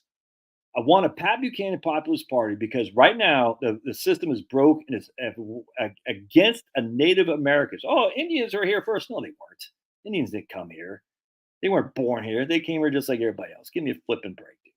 Crazy. Just because we came here and we won doesn't mean we got to be, oh, so sorry. No, no, no. That's not how it works. History is written by the winners. We won. Oh, you're so mean. I don't care. We won, man. So we are Native Americans. We were born in the United States of America. As such, our own country is hurting us because their massive desire to have profits for big businesses. It's just a fact. The Republicans are in on it, Democrats are in on it, they're all in on it. I just showed you the debt levels are going way high. Immigration is staying, not immigration, income staying flat. Yeah, you got a little bit more in the retirement accounts if you even have one. What I'm saying. What I'm saying. And then what was it? Oh, yeah. Mazzoli Simpson. Huh, who passed that? Oh, Reagan, 1986. Mazzoli Simpson. That would get rid of all legal immigration going forward. Oh, yeah, that worked like a charm. No, it didn't. It's all fake, dude. That's why the Republican Party sucks. They lied to us. Oh, yeah, we just passed Mazzoli Simpson. Same thing with George H.W. Bush raising taxes in 1990, I think. Oh, we're going to reduce the deficit. We're going to cut spending. It's all fake, dude. It's all fake. All these guys are fake. They knew that wasn't going to reduce. And then California will never be red again. Remember, California is a deep red state. They had Pete Wilson as governor in 1994. You know what I'm saying? They still passed their anti-immigration, anti-affirmative action stuff. But Prop 187, a lot of stuff got overturned by some stupid, district, the Ninth Circuit Court. They used to be liberal, now it's pretty conservative thanks to Trump. Oh yeah, dude, 100%. That's exactly why they want machines to. Exactly, they want machines because machines don't take off days. Machines don't call in sick. They don't argue with their boss. They don't punch people. You know what I'm saying? They don't have a healthcare cost. Oh, sweet 4-1. All right, good. Yeah, I don't really want to watch too much politics, frankly. Boss tweet. Jill's always telling me to watch Bannon. I like Steve Bannon. I mean, I watch on occasion. If I ever watch politics, I'll watch Steve Deace. I like Steve because I like they got a Catholic guy on there who cracks me up, and they got Steve and some other guy who I just like a lot. But machines break, yeah, 100%. Machines do break. You need somebody to fix them for sure, absolutely. But they don't break as much as human beings. I mean, that's the idea about it, at least anyway. Anyway, so the issue here is the Republican Party, who said, and this was the whole thing with Nick Gillespie was talking. This is the libertarians: free minds, free markets, free labor. Free people, free labor. Come across country. None of these people are dedicated to the United States. Oh, the old Italians. They were considered blacks and they were looked at badly. The Irish need not apply and all that stuff. They couldn't just go down to their border and come back and go down, come back. They couldn't do that. They had to take these freaking rickety boats to get here. You know what I'm saying? This is before the diesel engine was even. So it's like a steamship, if it was even that. They couldn't just hop on a boat and go back over to Ireland and stuff. They were here for good, man. Crazy. And then not only that, when they came here, New York City was a freaking bastion of just despair. Disgusting. Horrible. They weren't getting welfare. I'll tell you that right now. It wasn't happening. Luckily, they had Catholic churches, but even I told you about the story about my wife's dad, who the nuns, because my wife's dad's dad was literally the son of a drunken Irishman, and when he left his mom, my wife's dad's mom was basically raised, my wife's dad and his little brother by herself, and she couldn't do it. She couldn't have any money to do it, so she gave him to an orphanage, and the nun literally kicked my wife's dad so hard it broke his ribs, as a punishment for my wife's dad's brother peeing the bed. I don't have any hostility toward it. I don't know how the Catholic nun can do it, but I didn't walk in her shoes. That's how bad it was in New York City, dude. And this is the 1900s, by the way, or the 20th century. He was born in like 1935 or so, something like that. I can't remember. Yeah, something like that, 1936. So this is like in the mid 20th century. Imagine what it was in like 1870. It's a freaking horrible place to be. But anyway, so what happened was those people assimilated. They become outstanding Americans. My grandparents' parents came here from my grandpa's parents came here from Germany right before World War One, and they were horribly discriminated against because they were German. Moved to Kansas City, started a new life. You know what I'm saying? And then, lo and behold, my granddad became a captain in the U.S. Navy, test pilot, flew with John Glenn. My grandpa's brother actually took out the U.S. The Chickamauga, the Japanese battleship Chickamauga. You can look up Dick Deichman, Richard Deichman. We have a huge military background in my family. And as such, these are people who assimilated. And a lot of these Mexicans will do it too. I got no qualm with that. But it's not just Mexicans coming over the border here. Who the hell knows who's coming over here? You know what I'm saying? We're giving away the store. And we're all, as long as you can say, well, Biden's worse and Trump's worse, we're all okay with it. That's what's crazy to me, man.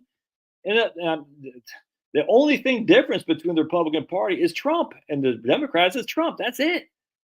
Everything else is all the same. Bush signed Simpson Masoli. Simpson was out of Wyoming, and he was like the pre-Dick Cheney before Dick Cheney, the pre-Lynn Cheney before Lynn Cheney. We thought he was all righteous. Look, dude, I used to be a political, just like that guy Sam. He's been a political junkie since 1990. I was since 1992. I mean, I was raised in a very political junkie lefty thing.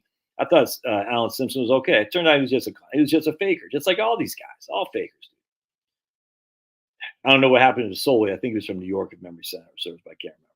But Reagan signed that. They'll end illegal immigration once and for all. And it gave amnesty, blanket amnesty. And then California never, after Pete Wilson, will never go red again. Ever.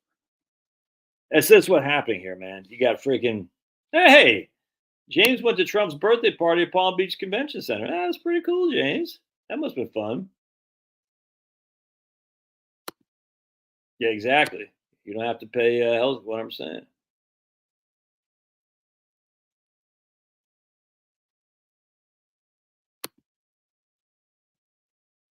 Good point, Fast Eddie. Machines don't buy items. That's a good point. I saw a YouTube video showing a new robot that shingles a roof. There's got robots that can pick,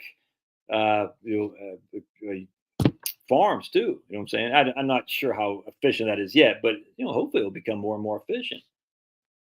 But then the question is, like my man says, they don't buy things. And if they don't buy things, if we're in a demand economy, not a supply side, demand side, and there's something to be said about that. I think there's a little bit of truth in both demand and supply side. But if we're in a demand side economy and machines don't buy items, that's the cheapest labor there is. So I don't know what happens there. I'm not all that worried about machines taking over. I get the thing with machine robot shingling roof.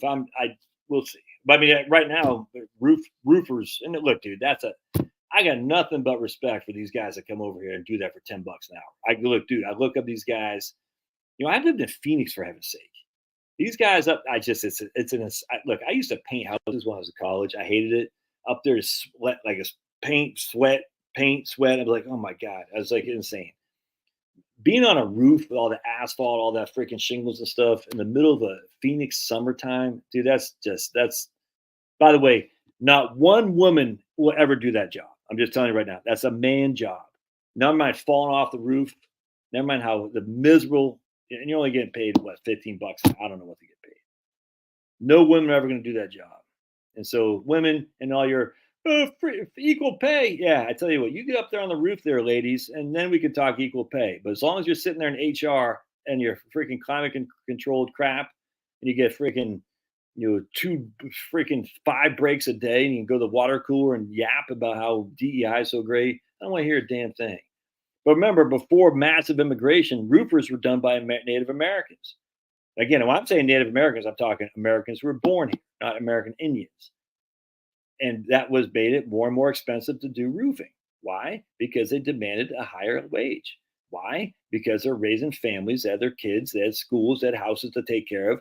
They're used to a certain level of life, so they demanded a higher wage. How do you get rid of that higher wage? Oh, you import a hell of a lot of bunch of people to do it for half price. It's freaking disgusting. And all these economists, 5-1. Damn. Man, Edmonton's going off. This is kind of like Dallas, Matt. Dude, the Edmonton game is exactly like Dallas, the Mavericks. The Mavericks put a beat down on the Celtics like the Memorial Day Massacre. Remember the Memorial Day Massacre? This is when I used to like the Lakers. The Celtics put a beat down on the Lakers. Game one. Dude, no one wears a harness. If they fall through, they take away in a truck. It's crazy. This is exactly what's happening. Both Dallas and Edmonton at home lost. It became close. It became close. You know what I'm saying? Like Edmonton was 3-1. Oh no, 4-1, and then became 4-3. They couldn't get the last goal to top the game in Game 3. Dallas was down by like 21 at the end of the third quarter, something like that. They came back within 1 point, and then the Celtics won. A little bit, just a little bit. And now the Mavericks laid a beat down on Celtics in Game 4 at home, and Edmonton's doing the same thing. Isn't that crazy? Yeah, right on, Dave. Appreciate you being here, brother. Yeah, I could. Well, absolutely, they're rigged. But even if they are, though, someone's still got to make. This is why I always say to people, the football's rigged. Someone's still got to make the catch. You know what I'm saying? I mean, I get missing tackles and stuff, but someone, and play calling, but someone's still got to make that catch. That Julian Edelman Super Bowl catch. You can't rig that. You know what I'm saying? David Tyree, you can't rig that. You could rig Eli Manning not going down in the sack, and I think it was Asante Samuel not getting that. Was it Asante? I don't want to. The Patriots cornerback who dropped a surefire interception that would have sealed the deal for the Patriots' perfect season. Maybe that's rigged. I don't think so. But absolutely, there's some rigging going on in professional sports, but someone's still got to make a basket. I mean, at the end of the day, Kyrie still has to get the basket in there. The administration stays run the country more than those we elect. Oh yeah, 100%. So James, what's are you guys? Is everyone cheering for the Panthers down there, James, in Miami? Vanguard is a robot that buys my boo shares on. Yeah, that's a good point, Clownfish. Look at Clownfish with the Vanguard logo.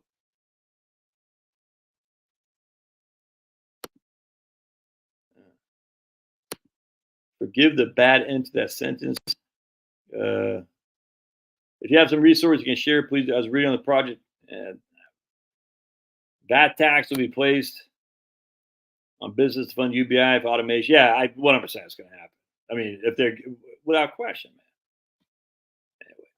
man. Anyway, the lack of economic understanding is mind-boggling to me. And this, again, I'm not bashing the guy. I'm like, dude, you're an economist. Yeah, this is frustrating for me. I'm like, I'm a right-wing guy without question. I'm pro-Trump withok question. Hey, thank Rebecca. Let's just put it this way. But you got to be able to discern between fallacies and reality. And the fallacy, like that first guy, the asset levels are great. I'm like, dude, that's so freaking stupid. I cannot believe this. Now, I don't even know who that guy is. He might not be an economist. But the guy who started, I like the guy who started that whole blog post because I follow him for a reason, because I think he posts some informative stuff. I'm like, dude, how do you not see this? How do you not see people's wages are flat, people's debts are higher? How do you not see that? That's why people are friggin' pissed off. And then they see massive amounts of people coming across the border who weren't invited in. Nope, we didn't vote on this. And they're giving free money, like it's just reading right now about Chicago. It's going to give $2,000 per. I don't know what the hell it is. And the Chicago citizens, most of them are black, aren't getting crap. I'd be pissed too. I am pissed. It's insane. Let's put it this way. I know someone very near and dear to my heart who works for a local school. Let's just put it this way. The system is not. I don't want to say too much more. Let's just put it this way. There's more people coming into the schools who aren't native, if that makes sense. You see what I'm saying? Every day. And where they come from has a whole different way of doing things. And they haven't left behind their way of doing things for our way of doing things. Now, in some ways, I like it because our stupid way of you have to be vaxxed, you know what I'm saying? You have to 50s. I get all that. But at the end of the day, you came here. You have to follow our procedures. If I go there, I will follow your procedures. You see what I'm saying? They come here and they still want their own procedures. Yeah, right, exactly. Don't treat me special. Just treat me like a legal immigrant. I should go onto a plane without ID. I should get free money. It's crazy. Um,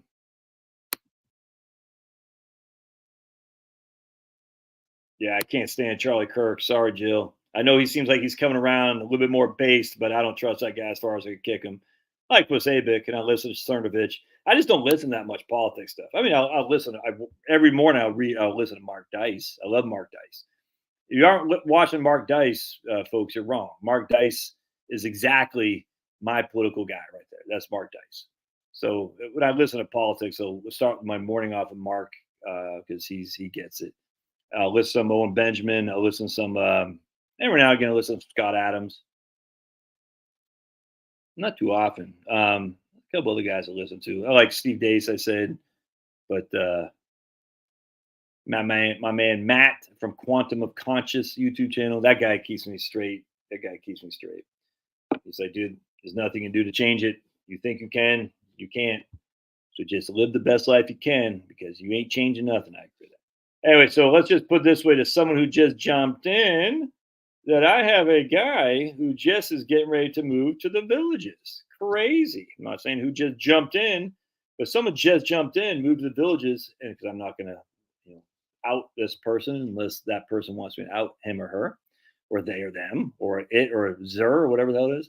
Anyway, so this guy says, "Yeah, man, we're moving to the villages." Dude, they love the villages, Jamie. People, dude, no one down there doesn't love the villages. And the irony of it all, irony is how this guy found me is because I worked with these people from Michigan who moved to the villages, and they love it, and they're like musicians, and they say, "Man, we get to go down there and set up shop and play music," and they live in the villages. They love it, and they told this guy about me, and the guy's like, "Well, I figured these guys spoke very highly of you." And I said, "Yeah, okay, let's do business." And I said, "Yeah, you're ready to go, man. You go whenever you want." It's crazy. They're moving out of Tejas because they said Texas is getting too busy. Too busy, too much going on in terms of traffic, noise. Even though Texas seems like it's pretty right wing, a lot of underneath stuff is not very good. They said, at least in their neck of the woods. I said, you don't have to tell me. I live in Fulton County, Georgia, but they can't wait. They're like stoked to move to the villages, and it's just funny. I said, wait, that guy played guitar. The guy you from Michigan? He goes, yep, that was him. I said, holy crap, I can't remember his name. And I talked to the guys from New York who move into the villages. Yeah, okay, Rebecca, you're the one. Okay, so Rebecca didn't mind me saying her name. All right, cool. Yeah, Rebecca moved to the villages, and Rebecca loves it. Her and her worse her half, her husband, off the top of my head, I can't remember his name, and that's okay. They love being in the villages. It's just funny. Rebecca moved from Alabama to the villages, and Alabama crushes, but Rebecca's like happy as a clam there in the villages. Everybody moves to the villages is happy. In fact, the funny thing is the guy I was talking to moved from Tejas. He's like, dude, they spend a lot of money on vacation right now. He goes, nice thing is when I get to the villages, I don't have to spend hardly anything on vacation because everything's here. Everything's there. You got golf, which I don't play golf because I'm not 57 flavors. You got, you can do all kinds of stuff, all kinds of stuff, paddle. I don't know about paddle, but you know what I'm talking about. It's like music going on, pickle ball, whatever that sport is, pickleball, I guess. Whatever you want to do, you can do. It's crazy because we don't need a vacation because everything's here. A million different pools. Crazy. Taking what they're giving because I'm working for a living. Dude, just yeah. Charlie Kirk was very big on pushing 57 flavors a couple years ago. Very big. It's one thing if you are, it's another thing to push it. I don't want that pushed. We should not be the party that is, we should be the party that holds each individual accountable and celebrates the individual as opposed to some group. That's Charlie Kirk was huge on that. Huge. And anyway, it's kind of like back in the day, the Republican Party, when it's still debating about abortion, there are many Republicans who could not figure out which way the wind was blowing. So they jumped on I don't like abortion personally, but I'll respect someone else who does. I was like, dude, that's not no, that's weak stuff. And you always see the Republican Party do this. They'll read the media it's so insane. They'll say the political winds are pushing for more abortion. So I'm going to have to say, look, I personally wouldn't do abortion, but a woman should have the right to choose. I said, okay, you're gone. You're gone. And the Republican Party seemed to be solidified against abortion because the pro-lifers stood firm, 100%. That doesn't mean we hate people having abortion, not at all. That just means this is not a party that's going to push abortion on the people because abortion is bad and it's evil. It's the taking of an innocent life. There's no debate about this. And as such, the Republican pro-lifers have kind of won that. And you can say, well, we're losing. Oh, okay, if we lose votes because that if we're losing votes because we're saving lives, okay, I'll go down with that. I'll go down. That ship will sink with me on it for sure. The Republican Party, you can see them vacillating when it came to rights on Second Amendment too. The Republican Party was like, I don't know. And this guy, Wayne LaPierre, the executive director, who no longer is of the NRA, he stood firm. He said, Bill Clinton is willing to see a certain level of violence to push his gun control. The Republicans say, which way is the wind blowing? Oh my goodness, Wayne LaPierre. Oh my goodness. And man, people were nervous in the Republican Party. Now the Republican Party has pushed. In fact, we just got rid of that stupid bump stock ban that Trump should have never done to begin with. And the Second Amendment is solidified like it's never been because Republicans stood firm on that. And that's basically it. Don't forget, Newt Gingrich sat on that bench with Nancy Pelosi saying, climate change is real. Newt Gingrich now, again, he's not in Congress, but Newt in 2008. This is how the same thing when Obama got Republicans who wanted relevance, they said, I better jump on the green bandwagon stuff. And they did. We got tons of windmills in Iowa and Texas, just tons of stupid. We are just a little bit less than the Tory party in the UK. That's how bad we are. They look and see which way the political wins. So here comes Charlie Kirk. I'm going to see if this, I don't want to be I don't want to be accused of being a trans or homophobe. So I'm going to promote what I should not be promoting. And it seems like he's kind of taken a turn, not against that necessarily, but a turn to be more populist. I don't trust anybody on that, though. I don't trust anybody. He says, we needed you when it's kind of like being we'll just say, too late now, man. Too late now. It's all these guys coming out of the woodwork say, yeah, we never wanted shutdowns. We never, no. Where were you guys in 2020? That's when we needed you. Owen Benjamin talks about this. He goes, yeah, it's funny. All these guys are now like Dave Chappelle and all these guys acceptable to say like trans jokes and jokes about this, that, and the other. Even white guys are even saying N-word jokes now. He goes, it's funny how this is all acceptable to some degree now. Not much, because I've been saying this for years. I needed you guys back then when they kicked me out of everything for basically saying trans, we shouldn't be promoting trans. But back then, everyone's scared. Everyone's scared about saying anything that might offend the George Floydist of the world. Noam Benjamin said, everyone's like trying to be, freaking edgy by saying all this stuff now. Where were you, man? We needed you then. Then is when we need you. Now we don't need you now. Now, the same thing with the anti-jab. And it's like, dude, where were you during that stuff? Where were you when they were promoting masks, promoting all this stuff? Why now? Why now are you all of a sudden taking a stance? I don't need you now. We need you then. And that's my concern with Charlie Kirk. Because I've seen a million right-wing guys who vacillate the most inopportune time. A million. Dude, so many. Like just going back to Newt Gingrich, man. And that's just one example. I'm just going, like we already talked about Simpson and Masoli and all this. You gotta have a moral freaking compass. And your moral compass says abortion is bad. We shouldn't be promoting 57 flavors. That doesn't mean we're evil towards them. That doesn't mean anything. We love them. And if they're individually that's fine. We just shouldn't be promoting it. We shouldn't be promoting all kinds of stuff. We shouldn't be promoting freaking promiscuity in any regard. We shouldn't be promoting premarital sex. We shouldn't be promoting freaking any of this. We should be saying no. If you're doing it, you should change your ways. That doesn't mean we hate you. Doesn't mean we're going to freaking kick you out of America. It just means you should change your ways. We shouldn't be promoting porn. We shouldn't be promoting gambling. We should be promoting all this stuff. People are still going to do it. It's fine. But we shouldn't be promoting it. That's the issue. That's what Charlie Kirk did. And that really bothers me because I've seen it happen a million times with Republicans. And then what happens later on is the Republicans still I mean, look at all these Republicans now, like Joe Scarborough. I mean, look at all these guys. Freaking, what's that guy's name? Trey Gowdy. Never mind, Paul Ryan, Mitt Romney. They're all the same. They're all the same. All of them.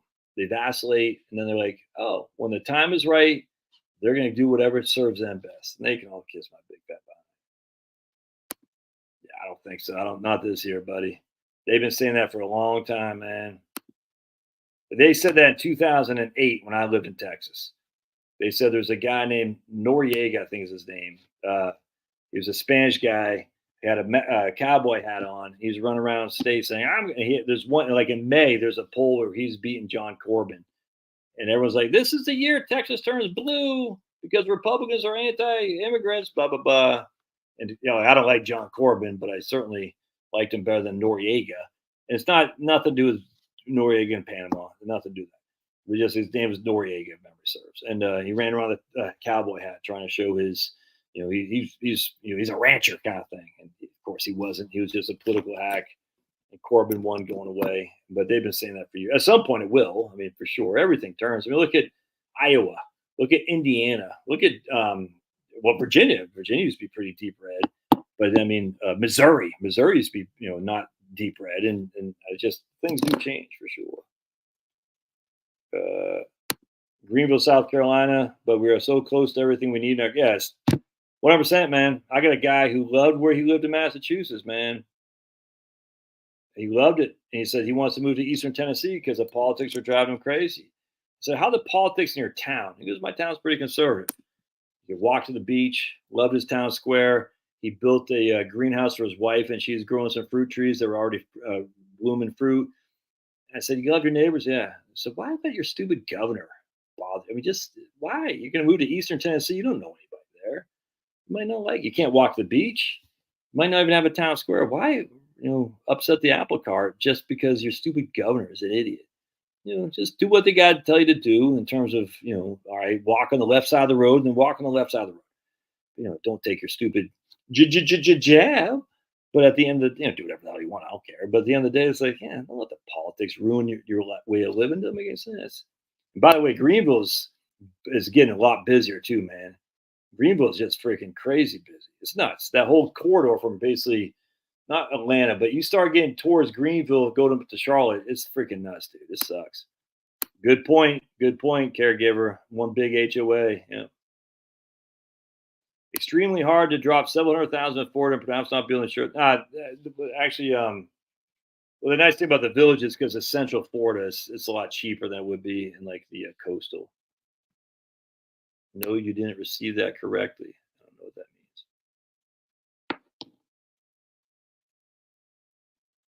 means. The villages, Jeff, that's the mecca for conservatives living in central Florida. The villages. I don't know.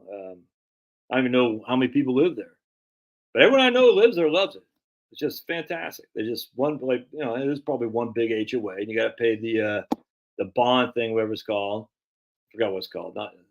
Is it the bond? I forgot. But anyway, but it looks great. I don't see myself moving there.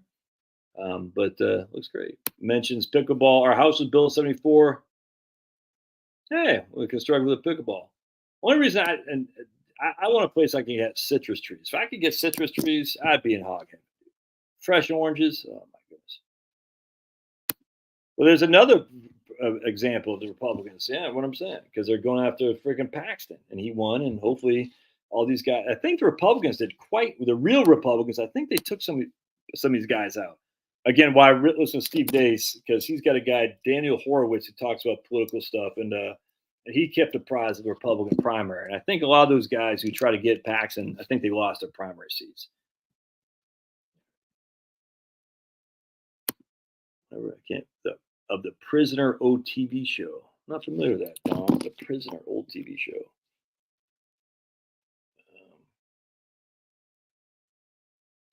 Well, remember, we're talking 57 flavors. It's not just trans stuff. That's for sure. Not just trans stuff.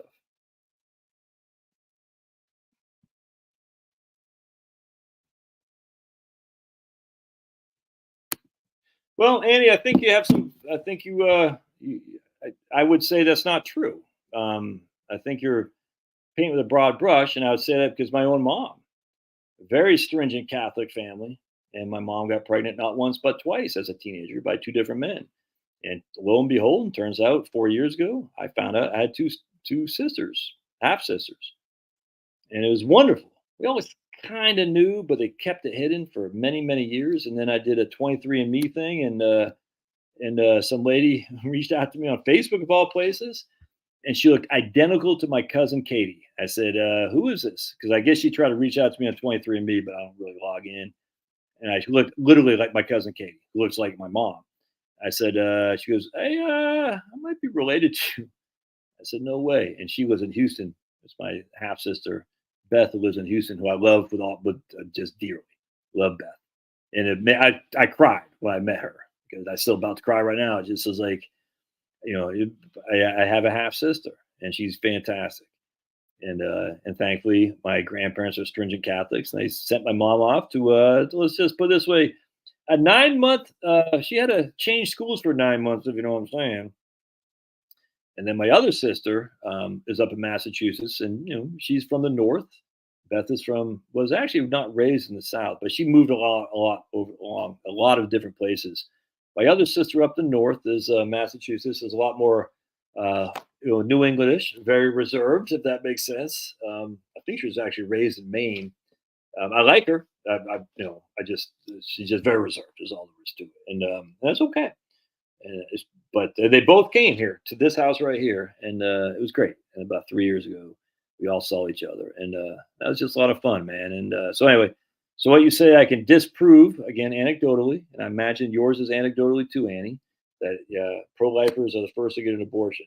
There are many though. I shouldn't say many. There are critters out there in politics who can't keep their willy in their pants, and then who say, "Oh my goodness, you got to abort to the girl they hooked up with because they can't keep their willy in their pants." And some of those guys are scumbags, and they do promote abortion eternally. We know there's a guy, I think in Pennsylvania or something like that, did that, and that guy is a scumbag. If you keep your willy in your pants, you don't get a girl pregnant. It's crazy. That's what I tell my kids all the time. Keep that willy in your pants, and no one's getting pregnant. It works, as Rush Limbaugh used to say, abstinence works every time it's tried. 100%.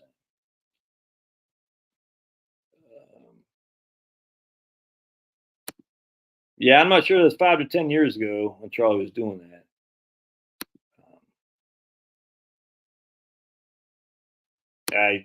Trump was very. He was the guy who did the bump stock ban. What I'm saying. But that's a big one, though, right here, though, Andrew. I mean, that's at the end of the day, we are run by a cabal of judges, and Trump's judge picks were freaking outstanding, without question. Without question. Yeah, Obama and Biden. Yeah, I saw Trump up in Michigan, where Obama and Biden's in Los Angeles. Yeah, 100%. That cracks me up.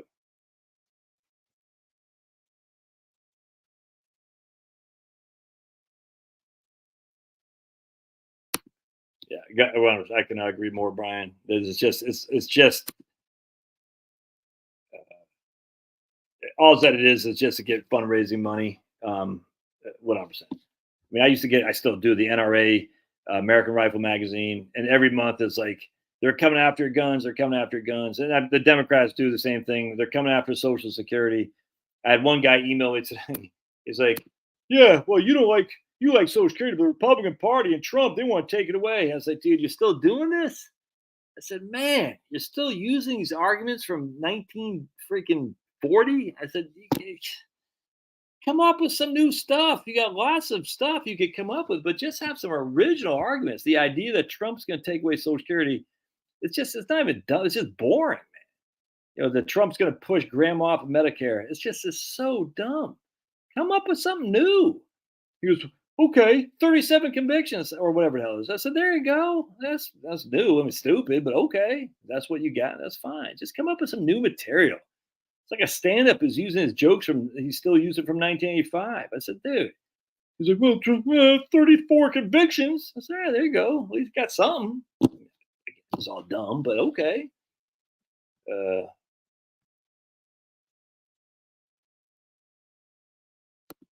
Yeah. Well, now we got here in Georgia, we got John Ossoff, who's our version of O'Rourke. Ugh. Yeah, I will. I'm not. I'm not counting it until it happens. So we got. Remember, Ohio, a district in Ohio had a 20-point swing towards the Democrats. All right. Now the Republicans still won, but this is a seat that Republicans held by 20 odd plus points in 2020, 2022, and we still won by like 8, but it was a 20-point swing in favor of the Democrats. Now it's an off cycle election, and I get that, but we've had some elections here now where the Democrats have done incredibly well relative to polls. Polls mean one thing, and look, we had the same thing in 2022. It looked like the Republicans were going to win Nevada. We didn't. Now, this is my point. The Republicans had a chance to fix the election ways worked, and we didn't do it in Georgia. I'm sure it's not done in Wisconsin because it's all done by Democrats. I'm sure it's not done in Pennsylvania because it's all run by Democrats. Michigan, all run by Democrats. It wasn't done in Georgia, all run by Republicans. Nothing was fixed. I don't know about North Carolina. I mean, it was done in Florida, which is why Republicans are taking Florida freaking without even opposition anymore, because they fixed the voter rules. They got rid of the dead people and all that stuff. DeSantis, to his credit, is doing some wonderful stuff down there. That's why he should have waited till 2028. Stupid he jumped in there. But Nevada, I don't trust that to save my life. Maine, no, all run by Democrats. You think they're not going to be a lot more liberal with the way votes are counted and stuff? And now they got a Wisconsin liberal Supreme Court now. I mean, so you can pull all day long, all you want. At the end of the day, it matters who counts the votes.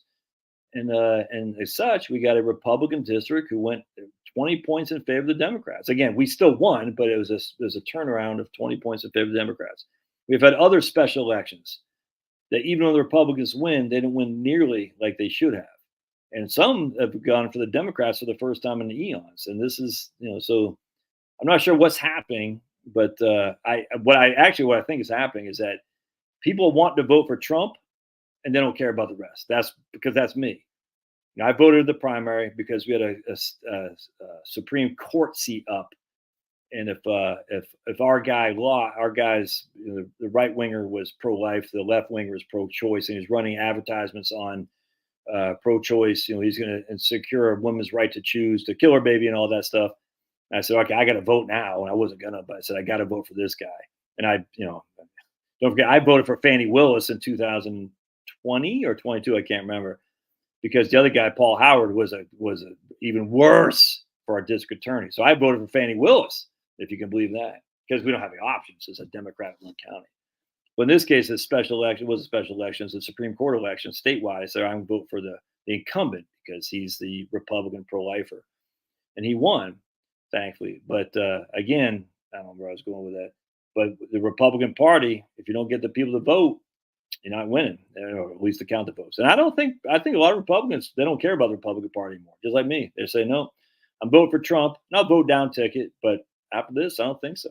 If Trump's not on the ballot, I don't think the Republican Party cares much. I just don't. I literally think that's how bad the Republican Party is, just like the Tories in UK. The Republican Party sucks donkey balls. Everybody knows it. But the Democrats are evil. I tell you, man, the Republicans do two things. They'll set the agenda for the Democrats to fall through 10 years later. The TSA, the NSA, all that stuff. You see what I'm saying? The EPA, affirmative action, all this stuff. The Republicans put into consideration and put into play. Then the Democrats hammer that sucker home once they're in power. Or the Republican Party will just be the Democrats from 10 years ago. If you actually listen to speeches from Obama, he sounds more conservative than many Republicans do today from 2008. It's crazy. If you listen to speeches from Bill Clinton, Al Gore, they sound more conservative than many Republicans do today. So the Republican parties are 10 years in front of getting Democratic apparatus where they can just hound and destroy people, or they're 10 years behind what a Democrat is today. It's the same thing. And people are just sick of it. They're like, I'm over you guys. There's a couple rays of hope. Trump, J.D. Vance. I thought Tom Cotton, but Tom Cotton loves him some of Ukraine and Israel, and I just don't think so anymore. But there are some rays of hope, but they're not very many. And we just got to come to realization. The Republican Party is literally the GOP establishment still controls the Republican Party. And as such, I don't think a lot of people are all that excited to vote for those people. And rightly so. and that's why you're seeing these polls say, yeah, I prefer the Republican, but I'm not really going to go out of my way to vote for him. But you'll see what happens when Trump's on the ballot. I'm hoping. I had a friend from Greenville. He said you would not be caught dead down there downtown, even in the daytime. He said he was on a school bus. He was in the suburbs, but he said they went through the Greenville on a baseball team on a school bus. The school bus got robbed in the daytime. I heard that. I heard the Village is, yeah, swinger hit spot, 100%. New neighborhoods have a bond, exactly. We need Trump. Democrats owe me money. They cost me higher grocery bills. 6-1. Damn, look at that. Edmonton's destroying them. Upside pineapple is code for swingers, says Celtic Spirit. Well, you would know there, brother. Yeah, I hear this. I'm not sure a many is that enough, though. I don't think so. I think at the end of the day, I think, yeah, some people are waking up to it. It's great. And, we have our own little cabal of people to see what's going on. But at the end of the day, I think it's not enough. The establishment's big. And, it's okay, man. Did you hear about the Rothschild now going to Saudi Arabia? I think it was Edmund Rothschild going to I think it was Saudi Arabia to open up a financing arm of the Rothschild Empire. I thought that's pretty funny. In Saudi Arabia, of all places. So if I have an upside down pineapple, will my wife know what it means? I wish I had a bigger family, James. I wish we had 5 of our own, man. Wish we had 5 of our own. Penelope's on here? Did I see Penelope? Did I miss Penelope? I must have missed her. All right. Yeah. Free for all. It's a free for all. Major spin. I don't know what that means. Yeah, but we have such a way in with the Muslims, but we don't want to take it. It's crazy, man. I'm not even saying you have to be. Look, you don't have to be so aggressive in the promotion of Israel. It's insane to me. We have a way in with the Muslim community that we have never had an opportunity before. And why not take advantage of it? Oh, well, we got to get the Jews to vote for us. They don't. They don't. Yeah, some will. But the Muslims are bigger. The Muslims are more conservative. You don't have to be anti-Israel. You just got to be freaking neutral. I don't understand it, man. It's the weirdest. It's the weirdest. But I do. I can't say. I got to be careful what I say here. But anyway, I got to be careful. You don't have to be. And I'm not anti-Israel. I just be neutral. Recognize that Israel is behaving in bad ways. Yes, they are. America behaved in bad ways in Japan and Germany. Yes, we did. We did. We hurt many, killed many innocent people for no reason at all. Israel's doing the same thing now. And people like my wife, they fall for it. They're like, oh, but if Hamas didn't have, what does it say? The hostages we got were kept in civilian places. So they must have, the civilians must have known what they're doing. I said, how do you know they didn't have a gun to their head? How do you know? How do you know they weren't? Why do you think they're Hamas? You don't know. I mean, just if you look at the history of hostage, it's crazy. My wife falls for it too, hook, line, and sinker. I'm like, I don't get it, Charlotte. It's crazy to me. I'm not saying you have to be anti-Israel or pro-Palestinian. You just got to be neutral, man. Say, no, we don't want our money going to the murder of innocent people. It's just that simple. I still throw out to my wife. I say, tell me exactly, because this is where she stumbles. Say, tell me exactly now, Shar, how did Hamas paragliders get over the secure border with AK-47s and start shooting up people for 3 hours before anyone came to the rescue? Doesn't that seem fishy? She goes, yeah. I said, well, doesn't it seem like then maybe there's something more to this story that's just odd? Maybe there's more in play here. Maybe because it's so odd, we shouldn't really have anything involvement in it. I mean, it just seems weird to me. Even again, Brett Weinstein, he had a lady who used to be in the IDF. She goes, "There's no way this happened the way they're saying it," because she was on that border. She goes, "There's no way." And even if it were happening, there's no way it'd take 3 hours for people to come and secure the place. The whole thing's crazy.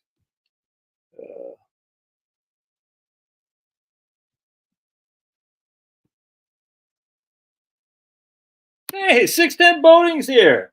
Yeah, but you're a big lib, 610 voting. You're picking your team too. I completely agree. I completely agree. Yeah, but did they only vote on Tuesday? Was it not? I mean, I hope so. Do they only vote on Tuesday though, Andrew? I mean, you live there. You know better than I do. It's bad. It's bad now, but it'll change if Trump wins and get House and yeah, we'll see. We'll see. It's bad now, but it'll change if Trump wins and get House and Senate.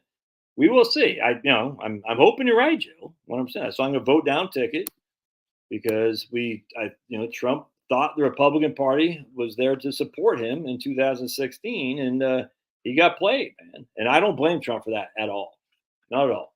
I mean, he said, I won. The Republican Party should be happy, and they weren't. They hated him.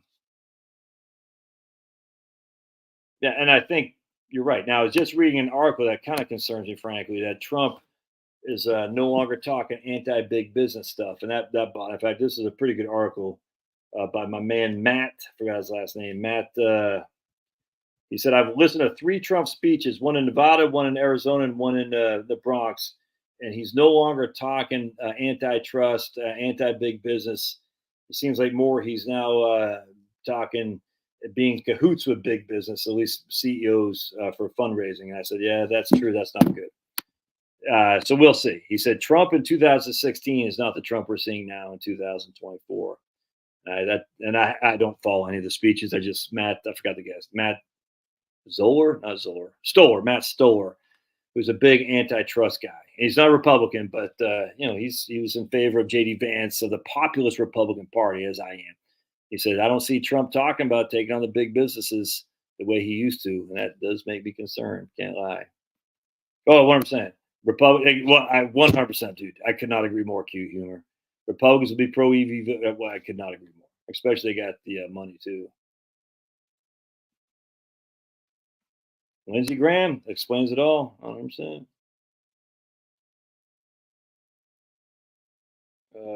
Will high numbers of EVs be hard on the roads and parking structures being heavy? Yeah, exactly. 100%, man. It's going to destroy them. I mean, my goodness, the infrastructure get killed.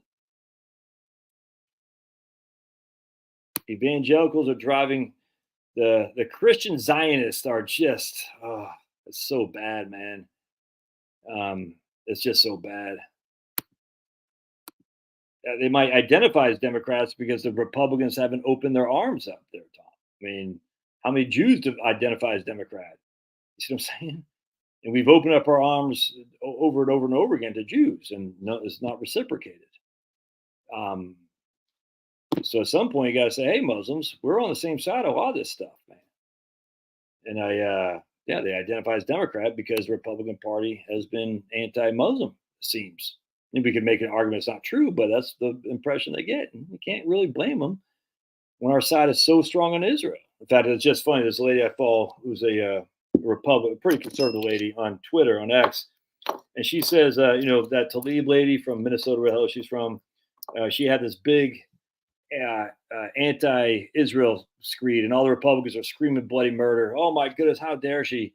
And then she just did a delivery from floor about how we got to get rid of Thomas and Alito, the Supreme Court, and Republicans were silent. So she's like, this screech about Thomas and Alito, Republicans don't say a thing. But man, say anything about Israel, the Republicans are on it like stink on poop. And she goes, isn't this is the perfect sign of the Republican Party? This lady's attacking the 2 Supreme Court justices, and the Republicans don't do anything. But the minute they attack Israel, the Republicans are all on up. And look, man, it's kind of obvious why that's the case. I think you should know this now. Iran was behind it, but you got to explain how the Hamas paragliders with AK-47s just happened to breach the border. How did that happen? Iran, one of the most heavily policed borders in the world. A sneak attack. So just Hamas paragliders can just sneak in and just go crazy for 3 hours, and Israel was not prepared at all for that. When the lady from the IDF says, if an animal came near the border, exactly where that happened, we would know. We would know. Okay, maybe she's lying. I don't know. I mean, that just seems if you're in the country with the most at stake, the most secure borders, you probably want to make sure that paragliders and hang gliders just can't come in with AK-47 strapped to their back and start shooting for 3 hours with no no one responding. I 100%, man. Like how it happened for me, I don't know what's going on. It's suspect, very very suspect, James. I just find it like people are saying it's a sneak attack. It wasn't very sneaky. It rolled up earth movers onto the scene, and no one showed up to defend anybody. Crazy. Uh, See, this is the problem. No one's supporting Hamas. No one's saying, "Oh no, we support Hamas." No one's saying that. I mean, at least on my side.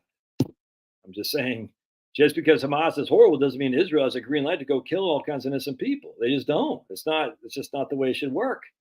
And Christian Zionists should not be supporting this. Christian Zionists should say, "No, that's not appropriate." Well, what do you do then, Josh? Well, I say, how the hell did Hamas hand gliders get in with AK-47s? That's the first thing. How did this happen?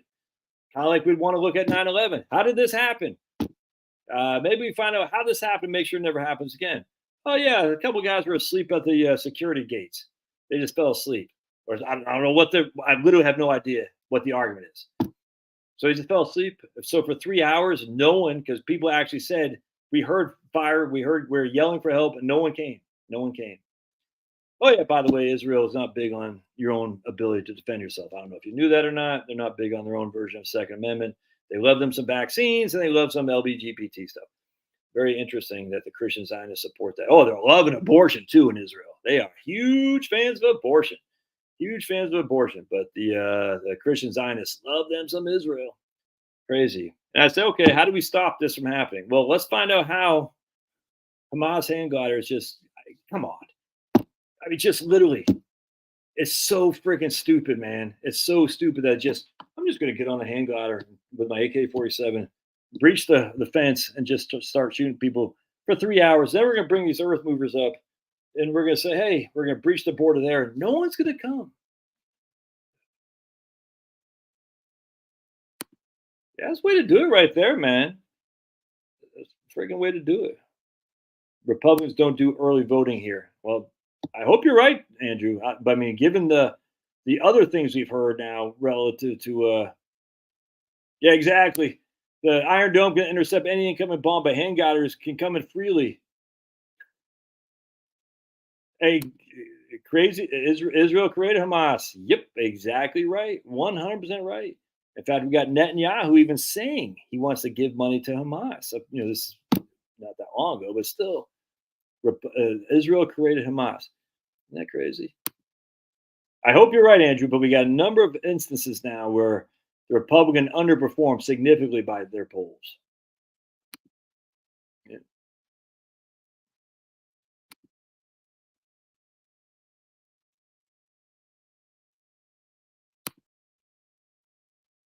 Yeah. I kind of think you're right, Cal. I kind of think you're right. I mean, look, I still want Trump in there because at least he can do executive orders, at least he can do regulations, reduction stuff. But I think in terms of any major legislation, it's not happening. There are too many Republicans that aren't on Trump's side. Too many in the Senate, in particular, and that's just there's nothing he's going to be able to do about that, unfortunately.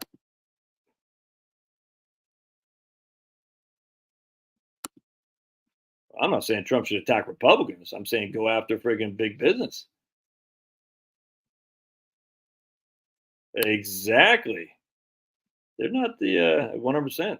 That's well,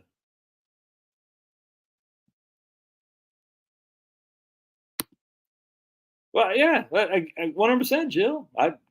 Same thing. It probably happened in Israel. But the first thing we have to say is how do we stop this from happening again? How do we stop this from happening again? And it seems like no one cares. It's kind of like the guy, Steve Paddock guy. I forgot that guy's name in Nevada. Like all they care about is the bump stock stuff. No one cared that supposedly some guy got up there and started just banging away. How did that guy come like that? No one cares. Oh yeah, totally. Israel turns. I mean, 100%, dude. Every time Israel turns from God, we know what happens. I mean, just you got to open up your Bible and we see. And Israel certainly has turned from God without question. Iron Dome doesn't track slow moving things like a Hamas paraglide. No one can track that. No one finds that odd. The Iron Dome doesn't track slow moving things, but there's no one else to do it. I think you're right. If Trump was in office right now, there would not be a war in Ukraine. I completely agree. I don't think. I don't think Trump's going to do anything with a deficit, and that doesn't bother me. I don't think I want Trump to go scorch earth. I don't think the deficit spending is the least of my concerns right now. We need a new reinvigoration. It's kind of like when Reagan took over, the malaise and all that stuff with Carter, Nixon. Yeah, exactly. Let's make a paraglider unit instead. Yeah, but God always takes back Israel. When though? When Israel turns back to God. Yeah, that's just a fact, man. So God is. I mean, so Israel, pro-abortion, pro-57, pro-jabbies. You know, massive destruction. If yeah, and again, 100% James. The Republicans would say, "Yo, let's go defend Israel's borders," and everyone's coming in here, and they're just like freaking chomp at the bit. And like our Republicans who care about Ukraine borders and Israel borders, they don't, and there's Democrats too. They don't. I'm like, well, who are coming over here? God will take Israel. Well, we don't. I don't know what God's. No one knows what God's going to do. We have example after example after example of God turning His back on the Israelis because they turned their back on God, worshiping calves and things of this nature, intermixing with other people and the Canaanites and whatnot, and worshiping their people. That's what the Bible tells us. All right. I had one other thing I wanted to talk about right here. Trump will go scorch. I want him to go scorch earth. That's what I hope he does. I'm not holding my breath, but I hope he does. No, I get you. He's not up for re-election. I completely get you, brother. It'd be great if he wins, and we shall see. My hope isn't high on that. My hope isn't high, but I hope so. I'll pray. God will see things as He sees fits. It all works out in God's way. Whatever. It is what it is. I hope personally that Trump wins. I hope he goes scorch earth. I hope he actually prosecutes Biden 100%. I hope he goes after Biden like they went after him because Biden should be in jail for his Ukrainian stuff. I'm not talking giving money to Ukraine like we're doing now, but his making money off Burisma. I want to see that prosecuted. I would love to see. Yeah, that's a big one right there. I just hope it's. I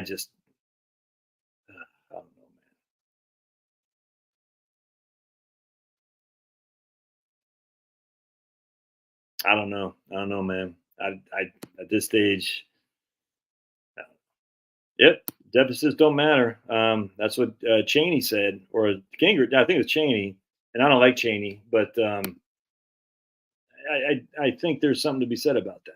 And people say, "Oh, they matter because of debt." Well, I don't want to get too late now. All right, I'm gonna get out of here, my friends.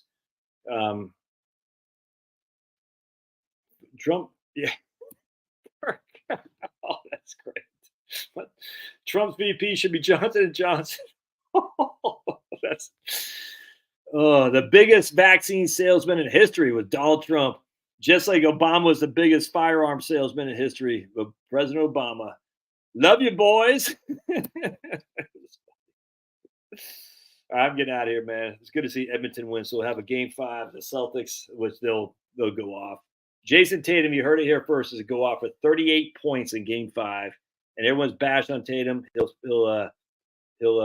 start. He'll win. He won't win the MVP. Jaylen Brown will win the MVP. In game 5, I have a sneaky suspicion Ford will probably win 4-2, and they'll win the cup at home, which is always fun. You always want the home team to win the cup. The NBA is not nearly as dramatic, but I'm hoping the Celtics win. All right, God bless. We'll see you. Thanks again for being here. All good in the hood.